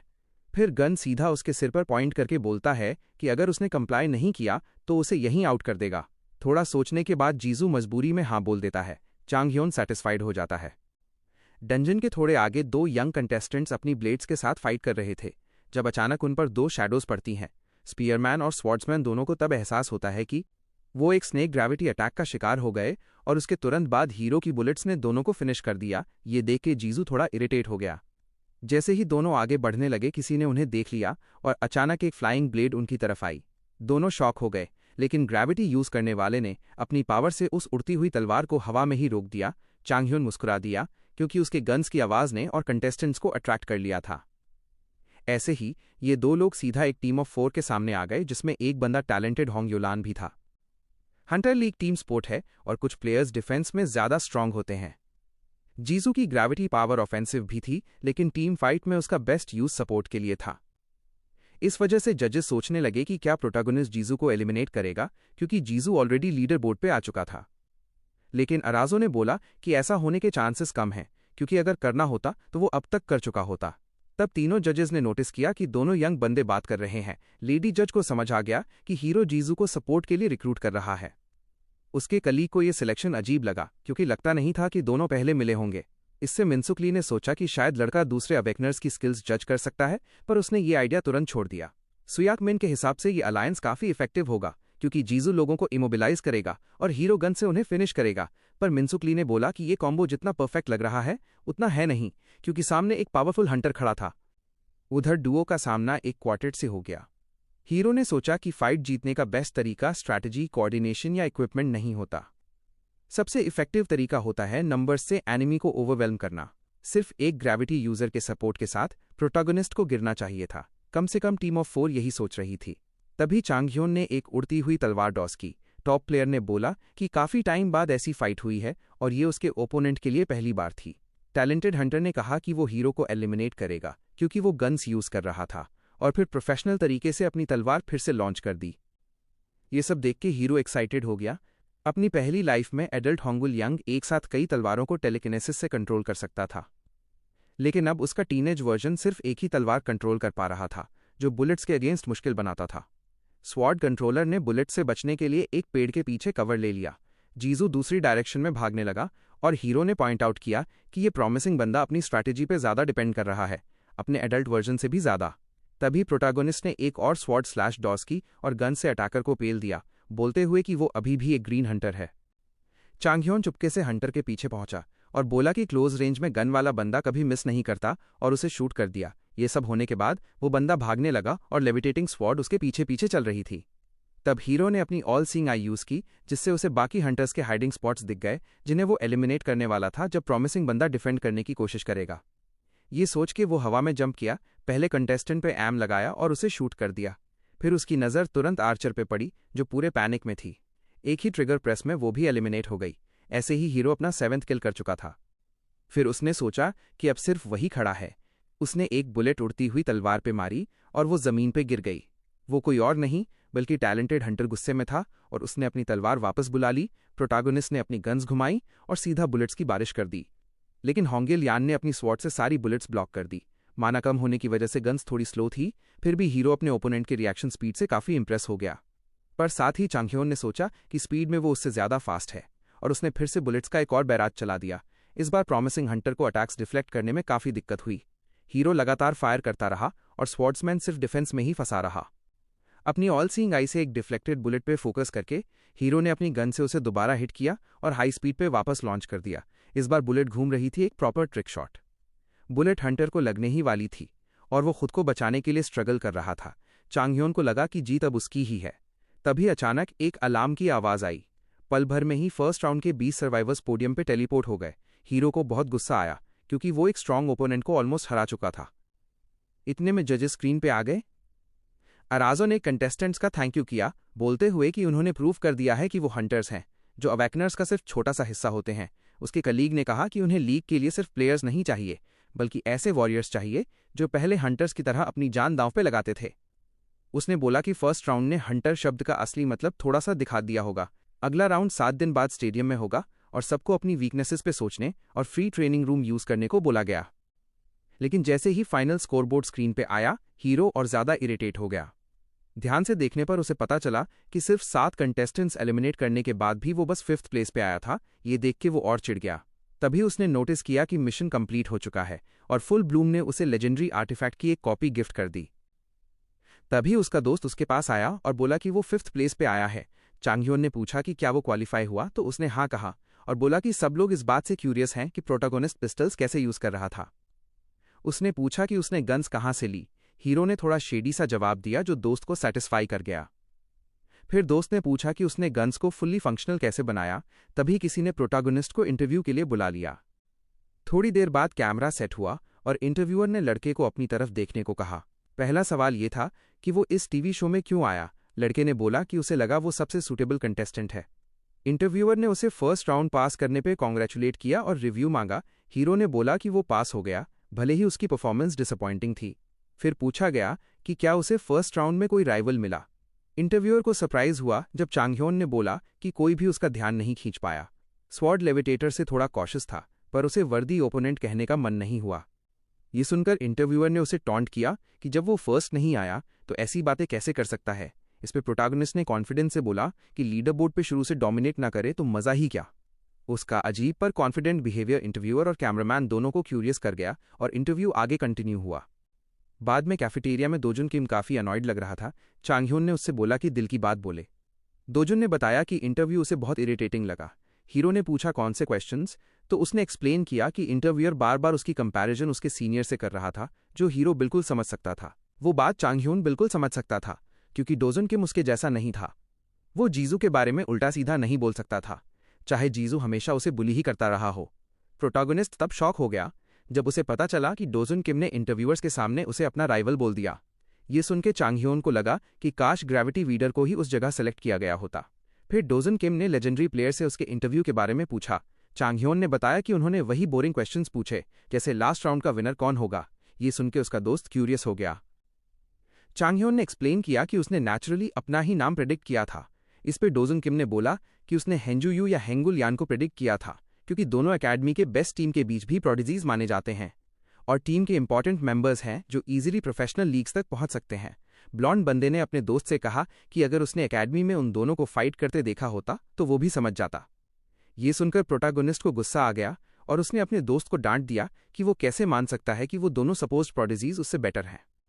दोजुन किम थोड़ा सरप्राइज हो गया और चांगह्योन ने बोला कि इससे उसकी सोच नहीं बदलेगी। अगर वो ऐसे ही सोचता रहा तो वो कभी कुछ नहीं बन पाएगा, इसीलिए उसे अपना माइंडसेट चेंज करना होगा। ये कह के वो टेबल से उठ गया। फिर हीरो ने डिसाइड किया कि पहले ट्रेनिंग करेगा और दोस्त से बोला कि वो आराम से अपना खाना एंजॉय करे। कैफेटेरिया से निकलते हुए चांगह्योन को लगा कि शायद वो अपने दोस्त पे थोड़ा ज्यादा हार्ड हो गया, लेकिन ये बात उसे नुकसान नहीं पहुंचाएगी क्योंकि असल में सबके पास लगभग सेम पोटेंशियल होता है, सिर्फ कुछ लोग एक्सेप्शन होते हैं और एंड में जीत उन्हीं की होती है जो अपने गोल तक पहुंचने का पक्का इरादा रखते हैं। लेजेंडरी प्लेयर को अच्छी तरह पता था कि खुद को अंडर एस्टिमेट करना एक टीनेजर के लिए कितना हार्मफुल हो सकता है। तभी किसी ने उसके कंधे पे टैप किया। एक यंग हंटर ने अपना इंट्रो दिया। उसका नाम हन जिन था, जो हमेशा उसी स्वॉर्ड प्रोडिजी से स्पैरिंग में हार जाता था जिससे चांगह्योन ने फर्स्ट राउंड में टक्कर ली थी। उसने हीरो से उसका नाम पूछा। हीरो ने अपना नाम बताया और पूछा कि वो उससे क्या चाहता है। हन जिन ने बोला कि फर्स्ट राउंड के बाद प्रोडिजी काफी एग्जॉस्टेड लग रहा था। तभी हेंगियल यान आया और बोला कि उन्हें चलना चाहिए। उसने हन जिन को कॉलर से पकड़ लिया और हीरो से माफी मांगी क्योंकि उसने थोड़ा रूड तरीके से चांगह्योन से उसके सीक्रेट्स पूछ लिए थे। ये देख के चांगह्योन थोड़ा कंफ्यूज हो गया। उसे लगा कि ये दोनों एकेडमी के बंदे हैं और काफी अच्छे दोस्त लगते हैं, इसलिए उसने अपनी ऑल सीइंग आई यूज करके स्वॉर्ड प्रोडिजी और उसके दोस्तों के स्टैट्स चेक करने का डिसाइड किया। अपना कप डस्टबिन में फेंकने के बाद वो सोचने लगा कि एकेडमी के स्टूडेंट्स के स्टैट्स उससे काफी ज्यादा हैं। उसे क्लियरली पता था कि फर्स्ट राउंड में सिर्फ आर्टिफैक्ट की वजह से जीत मिली थी और नेक्स्ट राउंड काफी ज्यादा टफ होने वाला है। थोड़ी देर बाद कमेंटेटर ने एक्साइटेड आवाज में अनाउंस किया कि टीवी शो शुरू होने वाला है। कैमरा फिर 3 जजेस की तरफ गया जो एप्लीकेशंस देख रहे थे। सुयाकमिन ने कैपिटल की एकेडमी के एक स्टूडेंट का फाइल खोला। अराजो ने पॉइंट आउट किया कि ये यंग बंदा कंटेस्टेंट्स में सबसे बेस्ट है और ये कोई और नहीं, वही स्वॉर्ड प्रोडिजी था। इंटरव्यू में उस लड़के ने बताया कि वो हमेशा से हंटर बनना चाहता था, चाहे वो एकेडमी का एंट्रेंस एग्जाम 2 बार फेल हो चुका हो। उसने बोला कि फिर भी उसने हार नहीं मानी, अपनी गलतियों से सीखा और हार्डवर्क की असली वैल्यू समझी। डोजुन किम ये इंटरव्यू अपने स्मार्टफोन पे ध्यान से देख रहा था। उसके दोस्त ने पूछा कि क्या शो शुरू हो गया है, तो उसने हाँ कहा और बोला कि टेक्नोलॉजी की वजह से अब शो पहले ही एयर हो जाता है। हीरो ने कमेंट्स के बारे में पूछा तो ब्लॉन्ड बंदे ने बताया कि लोग प्रोडिजी की सीधी सादी बातों को पसंद कर रहे हैं, चाहे उसके आंसर्स थोड़े बोरिंग ही क्यों ना हो। कुछ और कंटेस्टेंट्स भी काफी ज्यादा एग्जॉटिक और फिल्मी आंसर्स दिए। इसी बीच स्क्रीन पर हमारा हीरो आ गया। जब उससे पूछा गया कि लाइफ में चैलेंजेस कैसे रहे, तो उस बंदे ने सीधा बोला कि उसकी जिंदगी काफी ईजी रही है। फिर नेक्स्ट क्वेश्चन टीम प्ले के एटीट्यूड पर आया तो हीरो ने बिना झिझक बोल दिया कि वो हमेशा दूसरों को अपने हिसाब से चलने पर मजबूर करता है। रियलिटी टीवी शो ज्वाइन करने का रीजन पूछा गया तो स्वॉर्ड प्रोडिजी ने काफी मॉडेस्ट और सीधा सा आंसर दिया, जबकि प्रोटागोनिस्ट ने पूरी एरोगेंस के साथ बात की। और जब फर्स्ट राउंड में किसी राइवल के बारे में सवाल आया तो दोनों ने ही मना कर दिया कि उन्हें कोई वर्दी अपोनेंट मिला हो। अचानक स्क्रीन पूरी तरह से ब्लैक हो गई। चांगह्योन वापस अपनी ट्रेनिंग रिज्यूम करना चाहता था, जबकि उसका दोस्त बोला कि वो फर्स्ट राउंड वाला पार्ट देखना चाहता है। लेकिन प्रोटागोनिस्ट ने कहा कि शो बाद में भी देख सकता है। डोजुन किम ने उससे पूछा कि वो सिर्फ लोअर बॉडी पर ही ट्रेनिंग क्यों कर रहा है। इस पे चांगह्योन ने उल्टा सवाल पूछ लिया, गेम में उसका रोल क्या है? दोस्त ने तुरंत बोला, मार्क्समैन। फिर चांगह्योन ने पूछा कि मार्क्समैन के लिए सबसे इंपॉर्टेंट चीज क्या होती है? डोजुन किम ने जवाब दिया, हाई डैमेज। पर लेजेंडरी प्लेयर ने क्लियर कर दिया कि मोबिलिटी भी उतनी ही इंपॉर्टेंट होती है। उसने समझाया कि स्वॉर्ड प्रोडिजी और बाकी टैलेंटेड क्लोज रेंज फाइटर्स के पास या तो बहुत ज्यादा स्पीड होती है या फिर ऐसे रेंज्ड अटैक्स होते हैं जो मार्क्समैन के लिए डेंजरस होते हैं। इसीलिए हीरो को अपनी मोबिलिटी को उनके बराबर या फिर उनसे ज्यादा बनाना पड़ेगा। तभी वहां एक आदमी आया और बोला कि ये सोच काफी इंटरेस्टिंग है। उसने ये भी कहा कि कोरियन हंटर लीग में मार्क्समैन को एलिमिनेट करने के लिए सिर्फ कुछ ही कॉमन पैटर्न्स होते हैं। उस आदमी ने चांगह्योन से उसके पॉइंट पर ओपिनियन पूछा। चांगह्योन को तुरंत समझ आ गया कि ये कोई नॉर्मल बंदा नहीं है, क्योंकि वो बिना किसी रोक टोक के फैसिलिटी के अंदर आ गया था। इसलिए उसने कामली एक्सप्लेन किया कि कुछ फॉरेन टीम्स के अगेंस्ट मार्क्समैन को हमेशा टॉप प्रायोरिटी दी जाती है, क्योंकि ये रोल बहुत क्रूशल होता है। उसने बोला कि इसी वजह से वो सिर्फ अपनी लोअर बॉडी पर ट्रेनिंग कर रहा है। ये सुन के बुढ़े आदमी को हंसी आ गई, क्योंकि इसका मतलब था कि हीरो इनडायरेक्टली बोल रहा था कि एनिमी के मीली फाइटर्स उसे पहले टारगेट करेंगे। हंसते हुए उसने कहा कि ये काफी अम्यूजिंग है। फिर सडनली सीरियस हो गया और बोला कि ओवर प्राइड ही कई लोगों के डाउनफॉल का रीजन बनती है। उस बुढ़े ने बोला कि वो प्रोटैगनिस्ट को ऑब्जर्व करेगा और अपने एक्सपीरियंस से दी गई एडवाइस को ध्यान में रखने को कह के चला गया। दोनों यंग अवेकनर्स काफी क्यूरियस हो गए, क्योंकि उन्हें समझ ही नहीं आया कि वो बुढ़ा कौन था। फिर भी ट्रेनिंग रिज्यूम करते हुए चांगह्योन ने बोला कि वो उससे इंप्रेस करने की पूरी कोशिश करेगा, क्योंकि वो उसका परफॉर्मेंस देख रहा है। थोड़ी देर बाद एक सबऑर्डिनेट अपने बॉस को चेक करने आई। बॉस ने उससे पूछा कि मार्क्समैन के लिए सबसे वाइटल फैक्टर्स क्या होते हैं। उसने जवाब दिया, डैमेज और सपोर्ट स्किल्स। लेकिन बॉस, जो खुद मिनसुक ली था, हंटर एसोसिएशन का फर्स्ट जनरेशन चेयरमैन, उसने मना कर दिया और बोला कि बात सिर्फ इतनी नहीं है। सबऑर्डिनेट ने फिर कहा कि शायद एक्यूरेसी सबसे इंपॉर्टेंट फैक्टर होगा, लेकिन जैसे ही वो एक्सप्लेन करने लगी, चेयरमैन ने उसे रोक दिया। फिर वो अपनी जवानी की एक याद में खो गया। उसने याद किया कैसे उसने एक आर्चर से पूछा था कि क्या वो माना ट्रेनिंग करेगा। आर्चर ने जवाब दिया था कि उसके रोल के लिए सबसे इंपॉर्टेंट चीज लोअर बॉडी है, जिससे उसका दोस्त कंफ्यूज हो गया था। आर्चर ने एक्सप्लेन किया था कि मार्क्समैन को मॉन्स्टर्स हमेशा पहले टारगेट करते हैं, क्योंकि उन्हें वीक माना जाता है। इसीलिए उनका पैरों पे फास्ट होना बहुत जरूरी होता है। उस सिंपल से रीजन ने उस यंग मिनसुक ली को काफी अमेज कर दिया था। आर्चर ने आगे बोला था कि अगर मार्क्समैन का हाइडिंग स्पॉट रिवील हो गया तो वो ऑलमोस्ट डूम्ड हो जाता है, और ये बात एक मीली फाइटर कभी पूरी तरह नहीं समझ सकता। ये सब याद करते हुए चेयरमैन को प्रेजेंट में भी समझ आ गया कि सिर्फ हंटर्स में ही नहीं, बल्कि स्पोर्ट्स और कॉम्बैट दोनों में मोबिलिटी कितनी इंपॉर्टेंट होती है। चेयरमैन को अच्छे से पता था कि ये कॉन्सेप्ट उसके अपने देश की हंटर लीग में ज्यादा अप्लाई नहीं होता, क्योंकि वहां के काफी टॉप हंटर्स ऑलरेडी खत्म हो चुके थे या रिटायर हो गए थे। ये सोच ज्यादातर एलिट लीग्स और इंटरनेशनल लेवल पर ही चलती है। इसी बात ने चेयरमैन को सोचने पर मजबूर कर दिया कि ये लड़का ग्लोबल लेवल पर सोच रहा है। अभी तक हंटर लीग में डेब्यू भी नहीं किया, फिर भी उसकी सोच काफी बड़ी थी। इसलिए बुढ़ा ये सोचता रह गया कि क्या प्रोटैगनिस्ट अपने आप को ज्यादा समझ रहा है या फिर बस अपनी स्किल्स को परफेक्टली समझ के असर्ट कर रहा है। उधर चांगह्योन ने अपना स्टेटस विंडो चेक किया तो उसे पता चला कि उसका स्लीपिंग फुल ब्लूम उसकी ग्रोथ स्पीड को उसकी पहली जिंदगी से काफी ज्यादा तेज बना रहा है। फुल ब्लूम मेनली स्टैट्स की ग्रोथ को फास्ट करता है और अचीवमेंट्स के बदले स्किल्स भी देता है।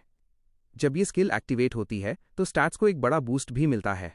थोड़ी देर बाद डोजन किम ने वेट्स नीचे रखे और अपने दोस्त से पूछा कि वर्कआउट के बाद उसके क्या प्लान्स हैं और क्या वो उसके लिए कोई एडवाइस देना चाहता है। प्रोटैगोनिस्ट को अच्छे से पता था कि एकेडमी का स्टूडेंट होने के नाते डोजन किम को उसकी तरह इतनी हार्ड ट्रेनिंग की जरूरत नहीं है, क्योंकि उसके स्टैट्स ऑलरेडी काफी अच्छे थे। इसलिए चांग ह्योन ने सीधा बोल दिया कि अभी वो इतने क्लोज नहीं है, तो उसके पास बोलने के लिए कुछ खास नहीं है। ये बात डोजन किम को भी लॉजिकल लगी।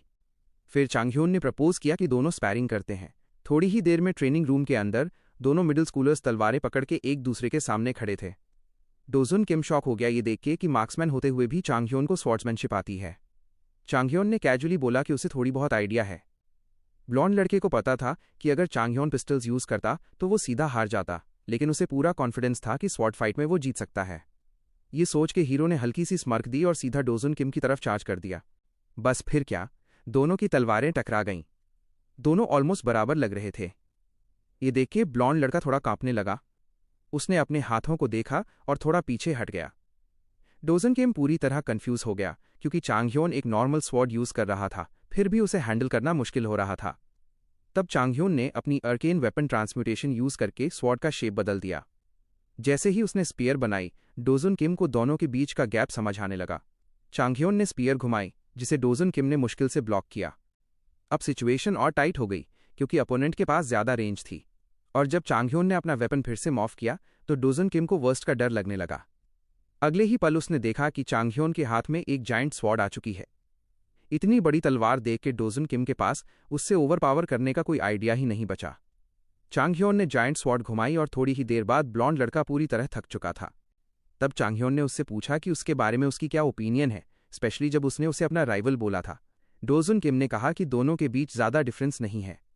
ये सुन के चांग ह्योन को हंसी आ गई, क्योंकि वो अभी फुल पावर से लड़ ही नहीं रहा था। ये बात डोजन किम के लिए एक बड़ा शॉक थी।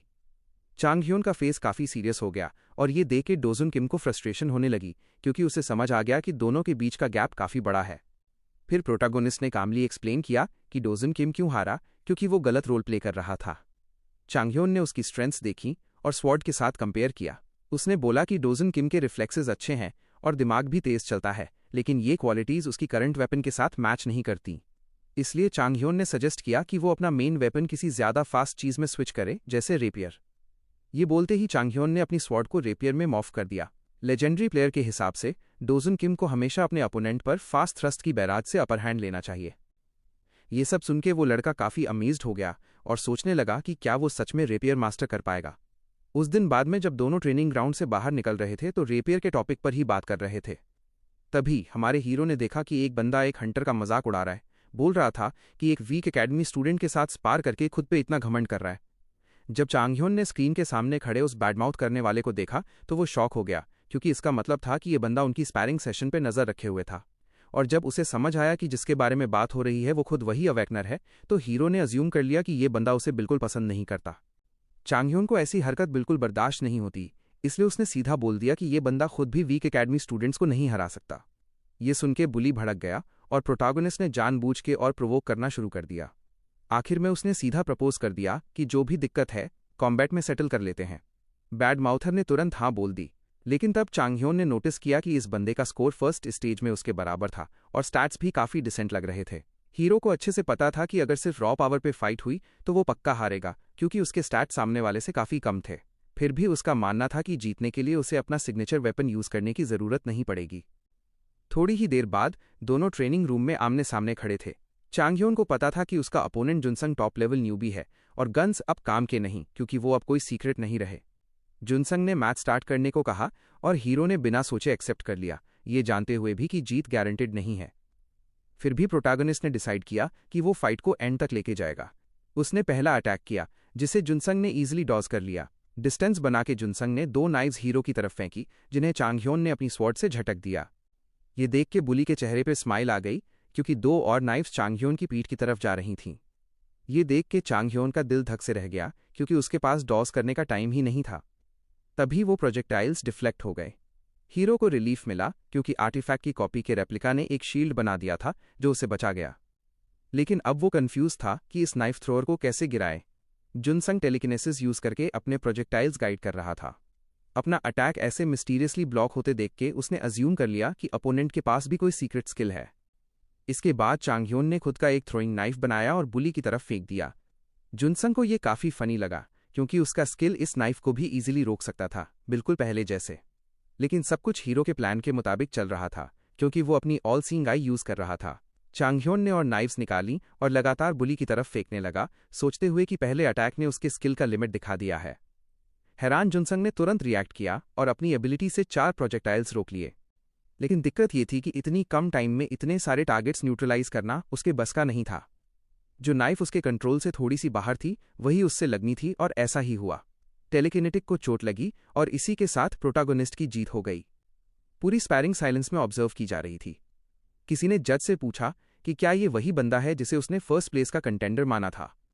मिन सुक ली ने ब्लॉन्ड लड़के से उसकी ओपिनियन पूछी। उसने अपना चश्मा एडजस्ट किया और आई ऑफ एनालिसिस यूज की। उसके हिसाब से हीरो के पास काफी स्ट्रॉन्ग टैक्टिकल दिमाग है, थोड़ा ट्रिकी नेचर है और स्टैट्स बस एवरेज हैं। ये बिल्कुल वैसा ही था जैसा मिनसुक ली ने पहले सोचा था। ब्लॉन्ड लड़के को भी समझ आ गया कि जज को प्रोडिजी की स्किल्स का अंदाजा पहले से ही था, क्योंकि अगर हीरो को पहले से पता ना होता कि सामने वाला टेलीकिनेसिस यूज करता है तो वो जीत ही नहीं पाता। मिनसुक ली ने गेस किया कि ये लड़का शायद ब्लॉन्ड जैसे या फिर सुयाकमिन जैसे, जो फर्स्ट जनरेशन हंटर्स में से है, कोई सिमिलर स्किल रखता है। आई ऑफ एनालिसिस एक बहुत ही पावरफुल स्किल थी जो सिर्फ 2 लोगों को मिली हुई थी। ब्लॉन्ड बंदे ने बोला कि शायद जज उस लड़के को थोड़ा ज्यादा ही ओवर एस्टिमेट कर रहा है, लेकिन मिनसुक ली ने कहा कि हो सकता है वो लोग उसकी असली एबिलिटी को कम समझ रहे हों। आखिर उसने सर्वाइवल गेम के अंदर छुपा हुआ डंजन ढूंढ लिया था और प्रैक्टिकल टेस्ट के टाइम क्लोन के सर्किट तक टारगेट कर लिए थे। जज के हिसाब से अगर ये लड़का कभी डिवीजन 1 लीग में एंटर करे तो लोग उसे वापस आया हुआ समिट किम समझ लेंगे। फिर उस आदमी ने ब्लॉन्ड से पूछा कि क्या वो इस प्रोडिजी को अपने अंडर लेना चाहेगा, और उसने हाँ बोल दी। आई ऑफ एनालिसिस सिर्फ स्टैट्स दिखा सकती है, स्किल्स नहीं। फिर भी ये लड़का अपने अपोनेंट की स्किल पहले ही गेस कर गया और उसको काउंटर करने का प्रॉपर प्लान बना लिया। जज को वो नाइफ वाला ट्रिक भी याद आ गया और उसने पूछा कि क्या उस लड़के को ऑलरेडी किसी टीम में डाल दिया गया है। जज ने थोड़ी इरिटेशन के साथ बताया कि ये डिसीजन रियलिटी शो के स्पॉन्सर्स ने लिया है। ये सुन के वो और एनॉयड हो गया, क्योंकि वो लड़के को अपनी टीम में लेना चाहता था। उधर ट्रेनिंग रूम के अंदर प्रोटैगनिस्ट कंफ्यूज था, क्योंकि उसे समझ ही नहीं आ रहा था कि सिस्टम किस चीज को अचीवमेंट मान रहा है। फिर भी उसने डिसाइड किया कि धीरे धीरे इस मिस्ट्री को खोलेगा। डोजुन किम एक्साइटेड होकर बोला कि शायद वो अपने नए वेपन के साथ हीरो को हरा दे। चांगह्योन वहां से निकलते हुए बोला कि ये बिल्कुल बकवास है। ब्लॉन्ड लड़के ने पॉइंट आउट किया कि वो काफी स्ट्रांग हो गया है। डोजुन किम ने कॉन्फिडेंटली बोला कि उसकी स्वॉर्ड्समैनशिप कभी इतनी अच्छी नहीं थी। हीरो भी इस बात से मना नहीं कर पाया, क्योंकि उसकी एडवाइस काफी इफेक्टिव रही थी। फिर भी दोनों के बीच लेवल का गैप अभी भी काफी बड़ा था। आखिर दोनों मिडिल स्कूलर्स ट्रेनिंग रूम से बाहर निकल गए। क्लासरूम के अंदर कैमरा सेट थे। तभी दरवाजा खुला और डोजुन किम अंदर आया। प्रोटैगनिस्ट को लगा कि क्लासरूम में होने का मतलब शायद लेक्चर होने वाला है। थोड़ी ही देर में तीनों जजेस भी आ गए। अराजो ने उन्हें ग्रीट किया और बोला कि उसे उम्मीद है कि उन्होंने पिछले 7 दिन में अच्छा ट्रेनिंग किया होगा। उसने ऐड किया कि कुछ लोग काफी इंप्रूव हुए होंगे और कुछ इतने लकी नहीं रहे होंगे। फिर भी उसके अकॉर्डिंग सभी बच्चों को अभी बहुत आगे जाना है। उसके कलीग ने समझाया कि पोटेंशियल होने के बावजूद वो अभी प्रोफेशनल हंटर्स के सामने काफी वीक हैं। इसीलिए जजेस ने इंस्ट्रक्टर्स की एक टीम बनाई। जैसे ही टीचर्स क्लास में आए, जजेस ने बताया कि हर इंस्ट्रक्टर हाईएस्ट लीग में खेल चुका है और काफी बड़े अचीवमेंट्स हासिल कर चुका है। ये इंस्ट्रक्टर्स उन्हें उनके प्रॉपर रोल्स में ग्रो करने में मदद करेंगे, ताकि बाद में हंटर लीग जैसे 3-on-3 टेस्ट मैच खेला जा सके। जैसे ही टीचर्स ने अपनी माना मैनिपुलेशन दिखाई, हीरो और बाकी 19 कंटेस्टेंट्स दोनों ही प्रेशर फील करने लगे। चांगह्योन काफी इम्प्रेस्ड हो गया। पहला इंस्ट्रक्टर संजुन ली ने इंट्रोड्यूस करते हुए बोला कि उसे लेजी और हाफ हार्टेड लोग बिल्कुल पसंद नहीं। उसने क्लियरली बोला कि उसे एरोगेंस से नफरत है, इसलिए स्टूडेंट्स को हम्बल रहना होगा और लेक्चर्स का मजाक नहीं उड़ाना होगा। फिर जजेस ने बताया कि फर्स्ट एलिमिनेशन राउंड का यूज करके हर स्टूडेंट को उसका प्रॉपर रोल असाइन किया गया है।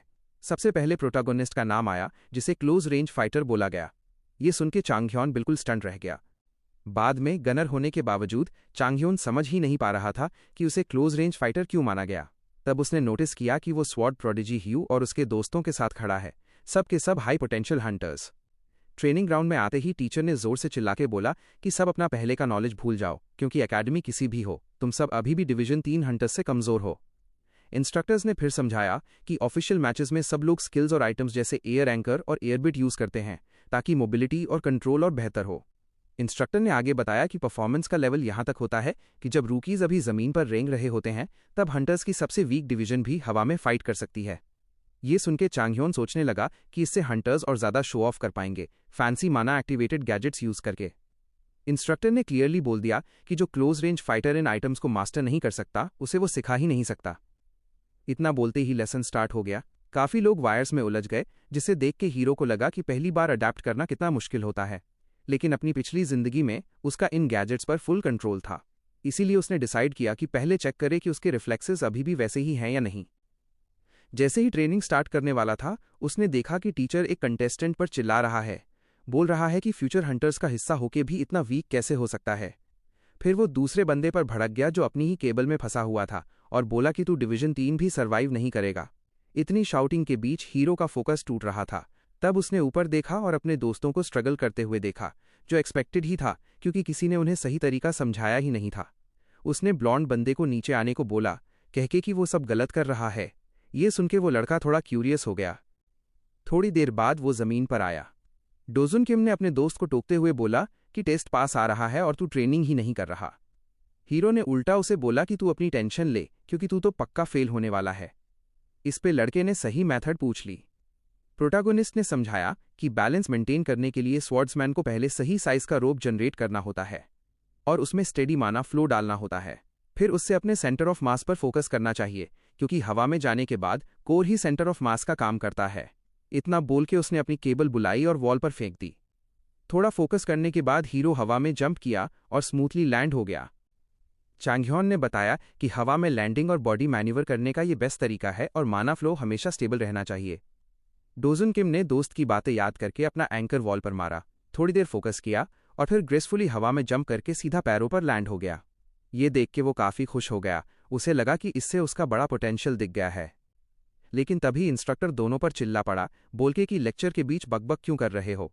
उसने कहा कि तुम दोनों में डिटर्मिनेशन की कमी है। फिर हीरो से उसका नाम पूछ लिया। चांगह्योन ने अपना नाम बताया। समझ गया था कि बंदा उनका एटीट्यूड सुधारना चाहता है। गुस्से में इंस्ट्रक्टर ने बोला कि इतनी कम प्रैक्टिस के बावजूद अगर ये इतना कर पा रहा है तो ये उसकी बड़ी टैलेंट का प्रूफ है।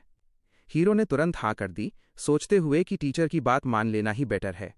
फिर भी उसके मन में क्यूरियोसिटी थी कि एरियल फाइटिंग का टेस्ट किस टाइप का होने वाला है, और क्योंकि हीरो एक री इनकॉर्नेशन था, वो असल में अपने इंस्ट्रक्टर से भी मेंटली ज़्यादा मैच्योर था, इसलिए उसने सोचा कि थोड़ा बहुत टीचर को भी सिखा देगा। इतना कहने के बाद इंस्ट्रक्टर ने अनाउंस किया कि टेस्ट जल्दी स्टार्ट होने वाला है और सब लोग रेडी हो जाएं। बाद में जब मीली फाइटर लिस्ट में हीरो का नाम आया तो काफ़ी लोग क्यूरियस हो गए। ये बात 3 जजेस के बीच डिस्कस हुई। मिनसुक ली ने अज्यूम किया कि शायद अराजो ने उसे गलत ग्रुप में डाल दिया है। इस पे अराजो ने एक्सप्लेन किया कि हीरो को क्लोज रेंज वेपन्स का थोड़ा आइडिया है और वो काफ़ी प्राइडफुल भी है, इसीलिए उसे संजुन के अंडर रखा गया। ये सुनके उनके कलीग को समझ आ गया कि वो एक न्यूबी हंटर को हाईएस्ट डिवीजन के टीचर से इंटिमिडेट करना चाहती है। अराजो ने गुस्से में बोला कि अब कोई टर्निंग बैक नहीं है और कोई प्रॉब्लम भी नहीं है, क्योंकि प्रोग्राम का मेन पर्पस ही न्यूबीज को सिखाना है। उसके हिसाब से रियलिटी में लाने के लिए एरोगेंट रूकीज जैसे चांगह्योन को झटका देना जरूरी है। उसी टाइम टीचर ने एक्सप्लेन किया कि टेस्ट का गोल ये है कि एयर एंकर को एक काफ़ी ऊंचे पोल पर वापस ले जाना। ऑफिशियली टेस्ट स्टार्ट करने से पहले संजुन ने सबको घूर के देखा और बोला कि जो लोग ट्रेनिंग में स्लैक कर रहे थे उन्हें ये टेस्ट क्लियर करना ही होगा, वरना वो हंटर्स कहलाने के लायक नहीं है। ये सुनके चांगह्योन को थोड़ी हंसी आ गई, क्योंकि उसे समझ आ गया था कि ये टेस्ट असल में उसे कंपटीशन से बाहर निकालने के लिए ही बनाया गया है। प्रोटैगोनिस्ट ने तुरंत टीचर से पूछ लिया कि अगर वो पास हो गया तो उसका रिवॉर्ड क्या होगा। इस पे डिवीजन एक हंटर संजुन ने बोला कि अगर वो सक्सीड कर गया तो क्लास में जो चाहे कर सकता है। संजुन को पूरा यकीन था कि हीरो फेल ही होगा, क्योंकि उसने एंकर 100 मीटर की हाइट पर सेट किया था, जो किसी भी एयर एंकर न्यूबी या इवन इंटरमीडिएट के लिए टाइम पे रीच करना ऑलमोस्ट इम्पॉसिबल था। जब बाकी स्टूडेंट्स बुरी तरह फेल हो रहे थे तो टीचर और भी श्योर हो गया कि ये टेस्ट पास ही नहीं हो सकता। तभी उसकी नज़र एक ऊपर उठती हुई ब्लेड पर पड़ी। संजुन हैरान रह गया जब उसने स्वॉर्ड प्रोडिजी को अपनी ही लेविटेटिंग स्वॉर्ड का यूज़ करके उड़ते हुए देखा। टीचर चाहता था कि वो एंकर का यूज़ करे, लेकिन फिर भी उसे लगा कि शायद ये बंदा टेस्ट क्लियर कर ही लेगा। इतने में किसी का इम्प्रेस्ड रिएक्शन उसका ध्यान खींच गया और वो खुद भी थोड़ा इम्प्रेस्ड हो गया। सीन देख के टीचर कन्फ्यूज रह गया, क्योंकि हीरो बिना किसी दिक्कत के एयर एंकर यूज़ करके ऊपर चढ़ रहा था। संजुन और भी शॉक्ड था, क्योंकि लड़का हाइट से बिल्कुल भी डरा हुआ नहीं लग रहा था। सब कुछ स्मूथ चल ही रहा था कि अचानक हीरो के एयर बूट्स मालफंक्शन हो गए। एकदम से वो नीचे गिरने लगा और टीचर के लिए ये मोमेंट हॉरर जैसा था, लेकिन चांगह्योन के चेहरे पर हल्की सी स्माइल आ गई। क्योंकि उसने तुरंत अपना एयर एंकर पकड़ा, रोप को जोर से खींच के अपना बैलेंस वापस बना लिया। गिरना रुकते ही हीरो फिर से ऊपर की तरफ रश करने लगा, सीधा 100 मीटर के गोल की तरफ। आखिरकार प्रोटैगनिस्ट ने एंकर पकड़ लिया। इंस्ट्रक्टर बिल्कुल स्टन्ड रह गया, क्योंकि उसके हिसाब से किसी को भी ऐसे गैजेट्स यूज करके टेस्ट क्लियर नहीं करना चाहिए था, वो भी बिना पहले कभी प्रैक्टिस किए। थोड़ी देर बाद संजुन ने फिर से लेक्चर स्टार्ट किया और बताया कि क्लोज रेंज फाइटर्स या तो इनिशिएटर्स होते हैं, जो फाइट स्टार्ट करते हैं और अपोनेंट्स को इमोबिलाइज करते हैं, यूजुअली टीम फाइट्स और कंट्रोल के लिए स्किल्स रखते हैं। ये थ्योरी सुन के हीरो बोर होने लगा, क्योंकि फिजिकल लेसन के बाद ये सब उससे थोड़ा डर लग रहा था। संजुन ने आगे बोला कि close range fighters mealy type भी हो सकते हैं, जो इनिशिएटर्स के बाद फाइट में एंटर करते हैं। हीरो अपनी जीती हुई फ्रीडम एंजॉय कर रहा था और सोच रहा था कि अब टीचर का उस पर ज़्यादा कंट्रोल नहीं है, क्योंकि वो बेट जीत चुका था। वैसे भी हंटिंग वर्ल्ड का इतना एक्सपीरियंस होने की वजह से उसके लिए ऐसा टेस्ट क्लियर करना कोई बड़ी बात नहीं थी। उसका असली कंसर्न तब स्टार्ट हुआ जब उसे अपनी पॉकेट में एक नोट मिला। एनोनिमस सेंडर ने बिना नाम बताए लिखा था कि वो हीरो से ट्रेनिंग सेंटर के बैकयार्ड में एग्जैक्ट 7 बजे मिलना चाहता है। चांगह्योन ने डिसाइड किया कि खुद जाके देख लेता है। जब वो मीटिंग पॉइंट पर पहुंचा तो वहां कोई भी नहीं था। इससे उसे लगा कि शायद कोई उसके साथ मजाक कर रहा है। तभी उसने कुछ अजीब फील किया, क्योंकि उसकी ऑल सीइंग आई ने कुछ स्ट्रेंज डिटेक्ट किया। जैसे ही वो उस चीज को एग्जामिन करने लगा, एंट्रेंस अचानक खुल गई और एक हिडन स्टेयरकेस रिवील हो गई। बिना ज्यादा सोचे प्रोटोगोनिस्ट उस सीक्रेट एरिया के अंदर चला गया। अंदर जाते ही उसकी नजर एक फिगर पर पड़ी जो सामने खड़ा था, और वो कोई और नहीं बल्कि हंटर एसोसिएशन का चेयरमैन मिनसुक ली था। चेयरमैन ने स्माइल की जब उसने देखा कि लड़का इनवाइट एक्सेप्ट करके आ गया है। चांगह्योन ने तुरंत बोल दिया कि नोट के इंस्ट्रक्शंस काफी अनक्लियर थे और अज्यूम किया कि शायद ये उसकी इंटेलिजेंस का टेस्ट था।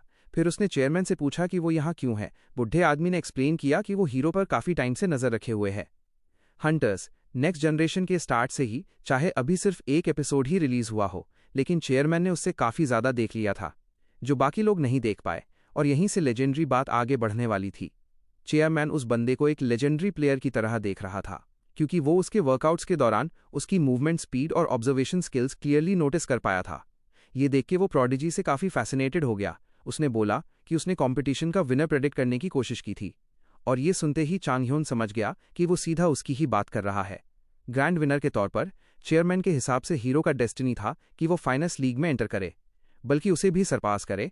तब हीरो को याद आया कि नोट में इंटरेस्टिंग सीनरी का प्रॉमिस किया गया था, जिसे चेयरमैन ने कंफर्म किया। अगले ही मोमेंट एक सीक्रेट रूम खुल गया, जिसमें एस रैंक वेपन्स और माना इक्विपमेंट भरे पड़े थे। चांगह्योन बिल्कुल कंफ्यूज्ड हो गया, क्योंकि उसे समझ नहीं आ रहा था कि इतना सब उसके सामने क्यों रिवील किया जा रहा है।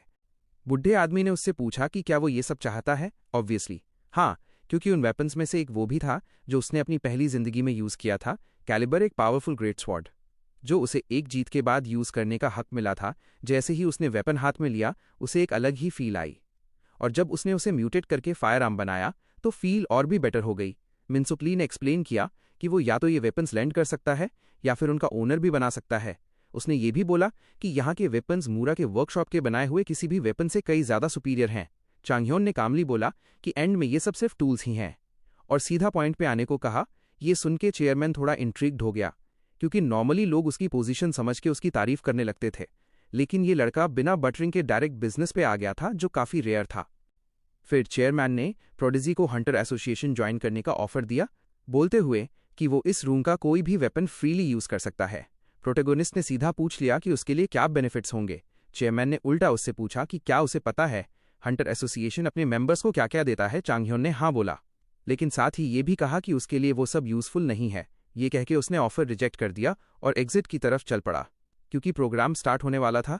ये देख के बुढ़ा हंटर बिल्कुल शॉक्ड रह गया। चेयरमैन ने बोला कि हीरो काफी ओवर कॉन्फिडेंट है, क्योंकि उसने बहुत से टैलेंटेड लोगों को फर्स्ट डिवीजन तक नहीं पहुंच पाते देखा है।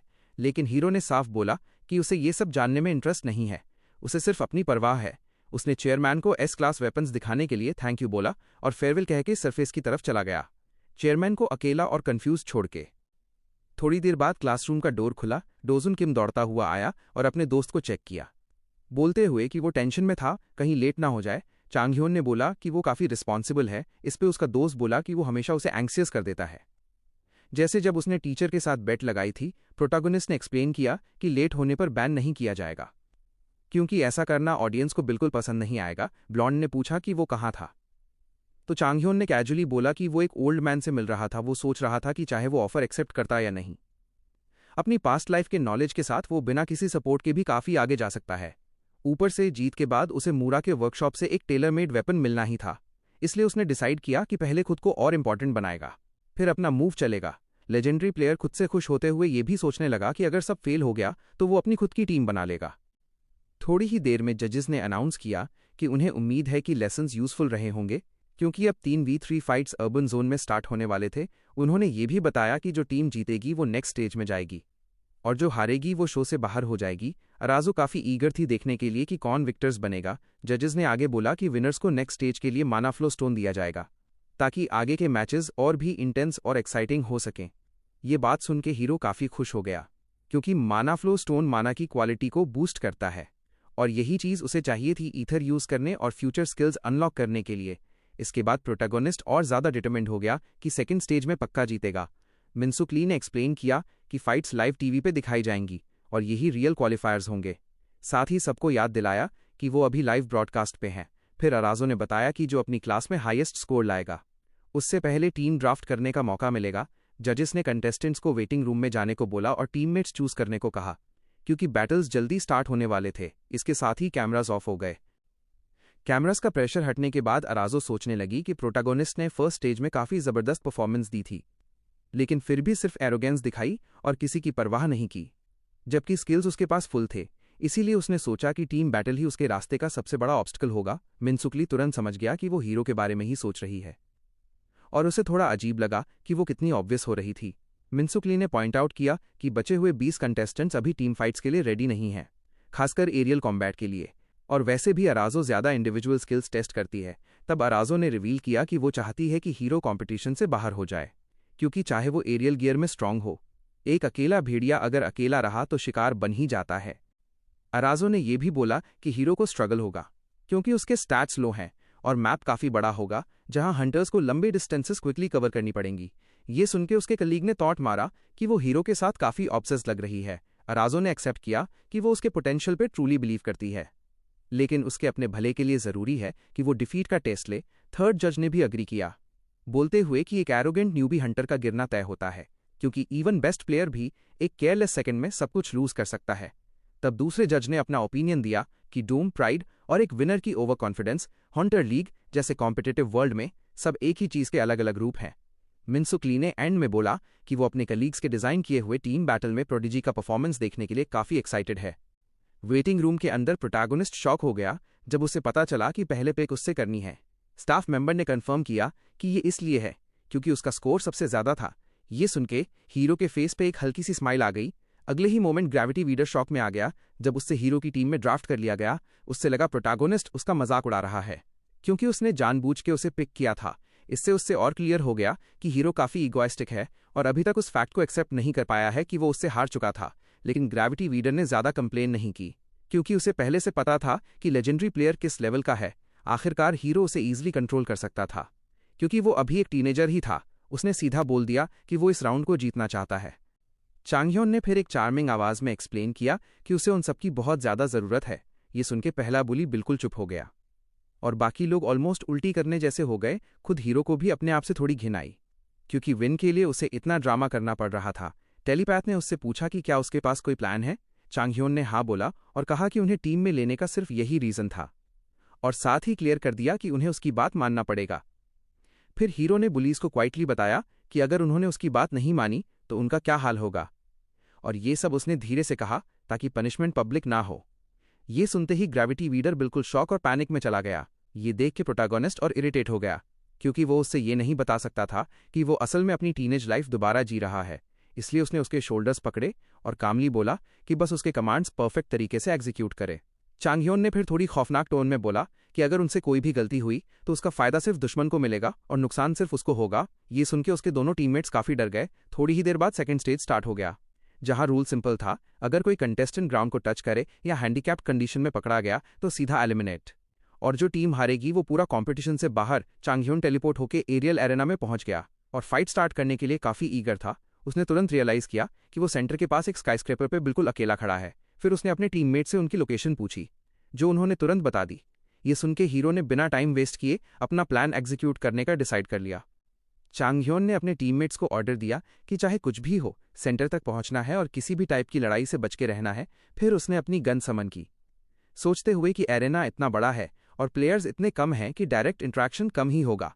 इसका मतलब ये भी था कि दुश्मन को बाहर निकालने के लिए उससे खुद ही बेट बनना पड़ेगा। तभी अचानक एक शॉट फायर हुआ, जिससे हीरो ने तुरंत डॉज कर लिया। उसके टीममेट ने पूछा कि क्या वो ट्रबल में है, तो चांग ह्योन ने कैजुअली बोल दिया कि कोई प्रॉब्लम नहीं है। उसे पता था कि जो आर्चर उसे एम्बुश करने की कोशिश कर रहा था वो अकेला है, इसलिए ज़्यादा थ्रेट नहीं है। फिर हीरो ने सोचा कि उसे मैप के सेंटर के सबसे हाई पॉइंट पे पहुंचना चाहिए। थोड़ी ही देर में चांग ह्योन हाईएस्ट पॉइंट पे पहुंच गया और उसके टीममेट्स भी अपनी अपनी हिडन पोजीशंस ले चुके थे। हीरो ने उनसे पूछा कि क्या वो उसे देख पा रहे हैं, जिसका जवाब हाँ में आया, लेकिन उन्होंने बोला कि वो खुद उन्हें नहीं देख सकता। ये सुन के चांग ह्योन ने अपना मास्टर प्लान शुरू कर दिया। उसने सीधा अपनी गन आसमान की तरफ एम करके कुछ लाउड शॉट्स हवा में फायर किए। अब उसे बस पेशेंस के साथ वेट करना था। थोड़ी ही देर में पहला चैलेंजर आ गया, जो फ्रेंडली टोन में पूछता है कि वो यहाँ अकेला क्यों खड़ा है। चांग ह्योन ने तुरंत पहचान लिया कि ये स्वॉर्ड प्रोडिजी का दोस्त है। हन ने बताया कि वो 1-on-1 फाइट के मौके को लेके काफ़ी एक्साइटेड है। उसने अपने टीममेट को इन्फॉर्म किया और हैंगियल ने ओपन ईयरपीस से सब सुन लिया था। हैंगियल ने हन से बोला कि अगर उसे लगता है वो गनर को हैंडल कर सकता है तो ट्राई करे और खुद के आने तक केयरफुल रहे। ये पूरी कन्वर्सेशन चुपके से सुन के चांग ह्योन को समझ आ गया कि उसे जल्दी करनी होगी, वरना पूरी टीम का अकेला सामना करना पड़ सकता है। हन ने फिर पूछा कि वो अकेला क्यों है और बोला कि चाहे चांग ह्योन मीली क्लास का टॉपर हो, वो हेड टू हेड फाइट में उसे हरा देगा। ये सुन के हीरो थोड़ा स्टन हो गया, सोचते हुए कि इसका मुंह तलवार से ज्यादा तेज चल रहा है। चांग ह्योन ने बोला कि हो सकता है वो अपनी टीम के साथ हो, लेकिन हन ने यह आइडिया तुरंत रिजेक्ट कर दिया, बोलते हुए कि अगर ऐसा होता तो अब तक अटैक हो चुका होता। इसके बाद स्वॉर्ड्समैन सीधा मार्क्समैन पे चार्ज कर गया, बोलते हुए कि राउंड के एंड में उससे उसके राइवल के साथ फाइट के बारे में पूछेगा। चांग ह्योन मुश्किल से तलवार का अटैक ब्लॉक कर पाया और रियलाइज किया कि उसने अपोनेंट की स्ट्रेंथ को अंडर एस्टिमेट कर दिया था। इसलिए उसने कुछ स्टेप्स पीछे लिए और एक माना रोप बना के वहां से निकलने का ट्राई किया, लेकिन हन ने भी माना रोप यूज करके आसमान में ही उसका पीछा कर लिया। प्रोटैगोनिस्ट अपने अपोनेंट की स्पीड देख के काफी इंप्रेस्ड हो गया। ऊपर से हन लगातार बोलता जा रहा था, जिससे हीरो और शॉक हो गया कि चेस के बीच भी इसका मुंह बंद नहीं हो रहा। तभी चांग ह्योन ने अपनी रोप को खींच के मिड एयर डायरेक्शन चेंज किया और एकदम से अपोनेंट के पीछे पहुंच गया। उसने शूट करने की कोशिश की, लेकिन स्वॉर्ड्समैन ने आसानी से बुलेट्स ब्लॉक कर ली। ये देख के हीरो को समझ आ गया कि ये अप्रोच फेल हो रही है और उसने दोबारा एस्केप करने का डिसाइड किया। गन का इनफेक्टिव होना सरप्राइजिंग नहीं था, क्योंकि हन टॉप टियर कंटेस्टेंट्स में से एक था और ऊपर से हीरो का आर्टिफैक्ट का रेप्लिका ओरिजिनल जितना पावरफुल भी नहीं था। इसके साथ ही चांग ह्योन के लो माना रिजर्व्स भी उसके लिए एक और प्रॉब्लम बन रहे थे। तभी हमारे हीरो को फील हुआ कि अब वो दोनों अकेले नहीं रहे। हैंगियल, जिससे हीरो का सामना हो चुका था, कॉन्फिडेंटली बोला कि वो पक्का उससे हरा देगा। ये सुनते ही चांग ह्योन ने तुरंत अपने टीममेट से कांटेक्ट किया। जिजू ऑलरेडी अपनी पोजीशन पे छुपा हुआ था और जुनसंग भी रेडी था। हीरो ने अपने एलाइज को रेडी रहने का सिग्नल दिया, जिससे सामने वाले थोड़े कंफ्यूज्ड हो गए। फिर हीरो ने एक्शन का सिग्नल दिया और उसके अपोनेंट्स बीच में ही रुक गए। जब कुछ भी तुरंत नहीं हुआ तो अकेडमी के स्टूडेंट्स को लगा कि हीरो बस उनको फूल बना रहा है। इसी सोच के साथ प्रोडिजी ने अटैक लॉन्च किया, जिसे चांग ह्योन ने तुरंत डॉज कर लिया और समझ गया कि ये उसकी सिग्नेचर स्किल है। अब ग्रेविटी वीडर का टर्न था। हैंगियल को लगा कि ये भी बस एक ब्लफ होगा, लेकिन तब कुछ अजीब हो गया। अचानक एक स्ट्रॉन्ग ग्रेविटेशनल स्ट्राइक इनिशिएट हुआ। उसी पल हीरो के एयर बूट्स गायब हो गए और वो नीचे गिरने लगा, जिसे देख के अपोनेंट्स शॉक हो गए। लेकिन चांग ह्योन पैनिक नहीं हुआ, उल्टा उसके फेस पे एक कॉन्फिडेंट स्माइल थी। ये देख के दुश्मनों को लगा कि वो जानबूझ के तीनों को नीचे गिरा के मारना चाह रहा है। अगले ही मोमेंट अकेडमी स्टूडेंट्स के एयर बूट्स भी काम करना बंद कर गए और वो भी हीरो के साथ नीचे गिरने लगे।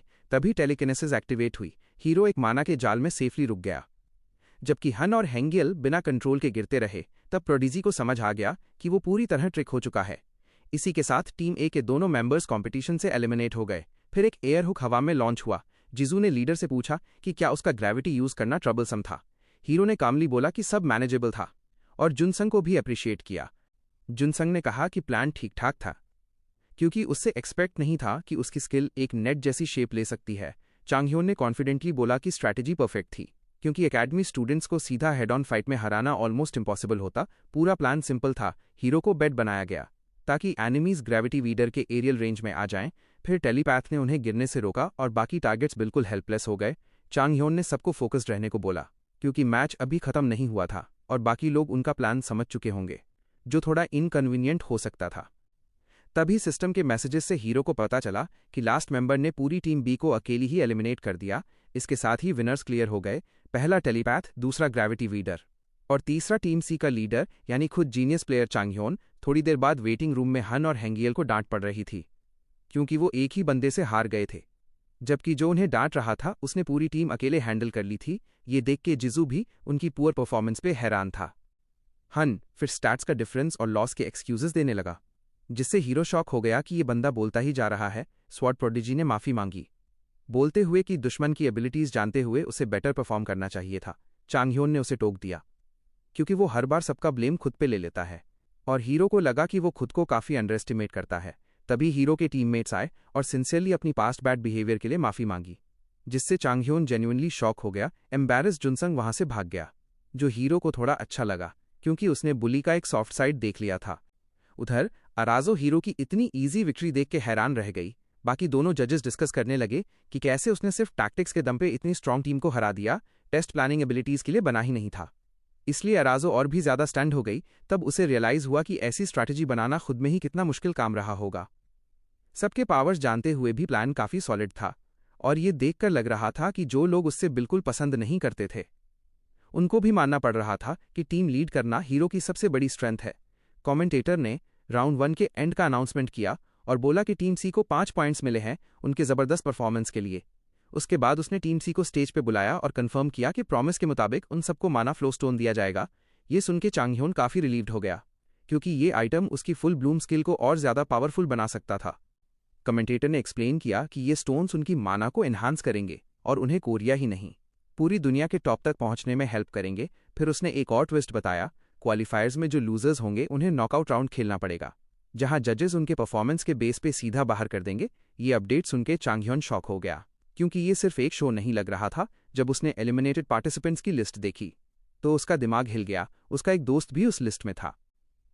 आगे बताया गया कि इस सिक्योर एरिया गेम मोड में कंटेस्टेंट्स को 2-2 की टीम बनानी होगी। गेम का गोल था एक डेजिग्नेटेड जोन को 60 सेकेंड्स तक कंट्रोल में रखना, लेकिन जीतने का यही एक तरीका नहीं था। जो टीम सबसे ज्यादा लोगों को एलिमिनेट करेगी वो ऑटोमेटिकली क्वालिफाई हो जाएगी।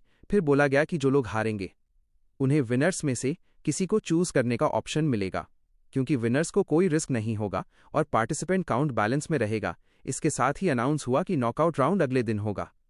वेटिंग रूम में चांगह्योन ने देखा कि उसका अंदाजा सही निकला। 2 सबसे स्ट्रांग हंटर्स ने अलायंस बना लिया था ताकि जीत पक्की हो जाए। उधर उसके दोस्त किसी प्रॉपर टीममेट को ढूंढने में स्ट्रगल कर रहे थे। चांगह्योन के हिसाब से टैलेंटेड डोजुन किम में स्किल तो थी, पर नॉकआउट राउंड जीतने के लिए एक्सपीरियंस कम था। तभी एक ब्लॉन्ड बंदा हीरो को देख के सीधा उसकी तरफ भागा, जिससे चांगह्योन कंफ्यूज्ड हो गया। डोजुन किम ने ऑलमोस्ट भीख मांगनी शुरू कर दी, बोलता रहा कि उसे अपना पार्टनर बना लो, लेकिन चांगह्योन ने तुरंत मना कर दिया। इस पर डोजुन और ज्यादा रिक्वेस्ट करने लगा, बोला कि जब हीरो ने उसे रेपियर चलाना सिखाया था तब प्रैक्टिकली वो उसका ट्यूटर बन गया था, इसलिए अब उसे ऐसे अबैंडन नहीं कर सकता। ये लॉजिक सुनके चांगह्योन थोड़ा स्टंड हो गया।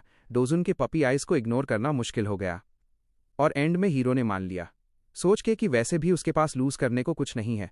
डोजुन तो खुशी से पागल हो गया। हीरो खुद भी अपना नया रिवॉर्ड टेस्ट करना चाहता था। उसने क्लियर बोल दिया कि पार्टनर को उसकी बात माननी होगी और ये लास्ट टाइम होगा जब वो उसकी हेल्प करेगा। ऐसे ही एक चीयरफुल स्वॉर्ड्समैन और एक एनॉयड गनर नॉकआउट राउंड के लिए टीम बन गए। उस रात चांगह्योन फाइनली माना फ्लो स्टोन यूज करने के लिए रेडी हुआ। ये आइटम या तो धीरे धीरे एब्जॉर्ब करके बॉडी की माना बढ़ा सकता था, या फिर सीधा कंज्यूम करके किसी स्किल का रैंक रिफाइन किया जा सकता था। चांगह्योन खुश था ये देखकर कि स्टोन बिल्कुल वैसे ही काम कर रहा था जैसे उसकी पिछली लाइफ में करता था। उसने बिना सोचे समझे स्टोन को मुंह में डाला और निगल लिया। तुरंत ही ऑल सीइंग आई का मेजर अपग्रेड हो गया। आर्केन ट्रांसम्यूटेशन भी इंप्रूव हुई और फुल ब्लूम रैंक डी जोड़ तक पहुंच गया, जिससे उसके पर्क्स और ज्यादा स्ट्रांग हो गए। फुल ब्लूम से मिले दोनों टैलेंट्स भी अपग्रेड हो गए।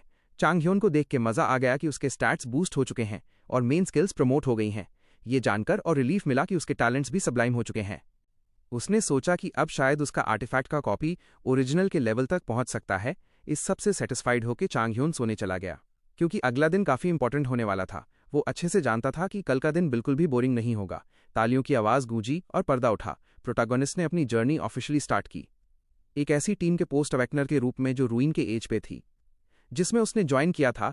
तभी कोच जुंग किम ने आगे बढ़कर एक ऑफर देने का फैसला किया।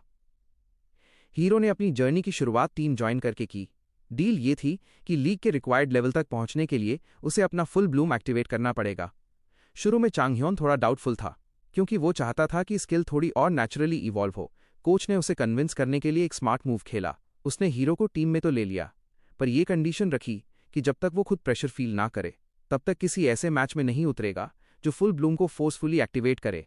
आखिरकार जब चांगह्योन और कंट्रोल नहीं कर पाया, उसने फुल ब्लूम अवेकन कर लिया। ये देख के कोच काफी खुश हो गया।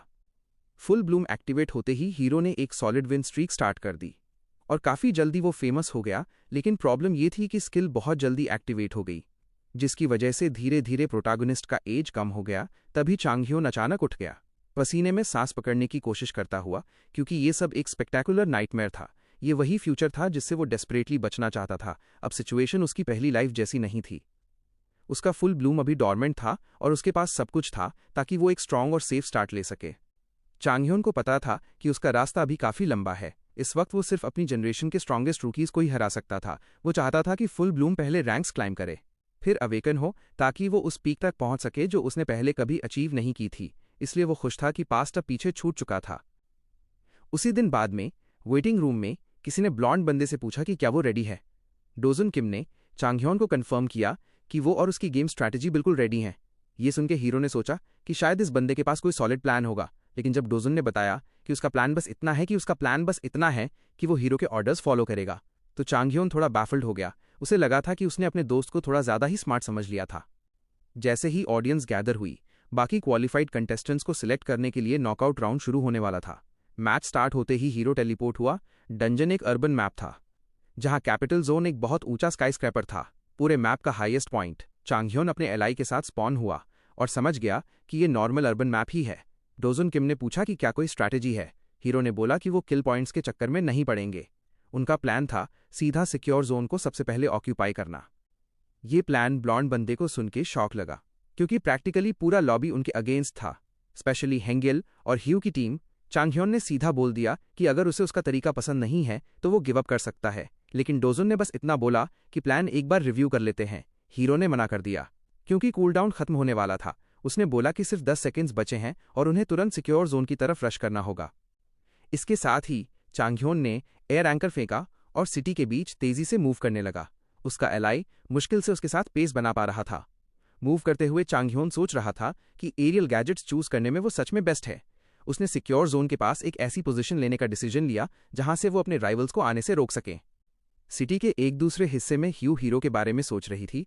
उसकी टैक्टिक्स की वजह से उसे पूरी टीम के खिलाफ अकेले फाइट करनी पड़ी थी, और इसीलिए अब उसे नॉकआउट राउंड खेलना पड़ रहा था। जब उससे पूछा गया कि वो क्या सोच रही है, तो उसने कहा कि वो इस बात से परेशान है कि उसका टीममेट कितनी आसानी से प्रोटैगनिस्ट से हार गया। इस बात से स्वॉर्ड प्रोडिजी को काफी गिल्ट फील हो रहा था। ये देखकर लड़की ने उसे संभालने को कहा और क्लियर बोल दिया कि वो एक और फेलियर टॉलरेट नहीं करेगी।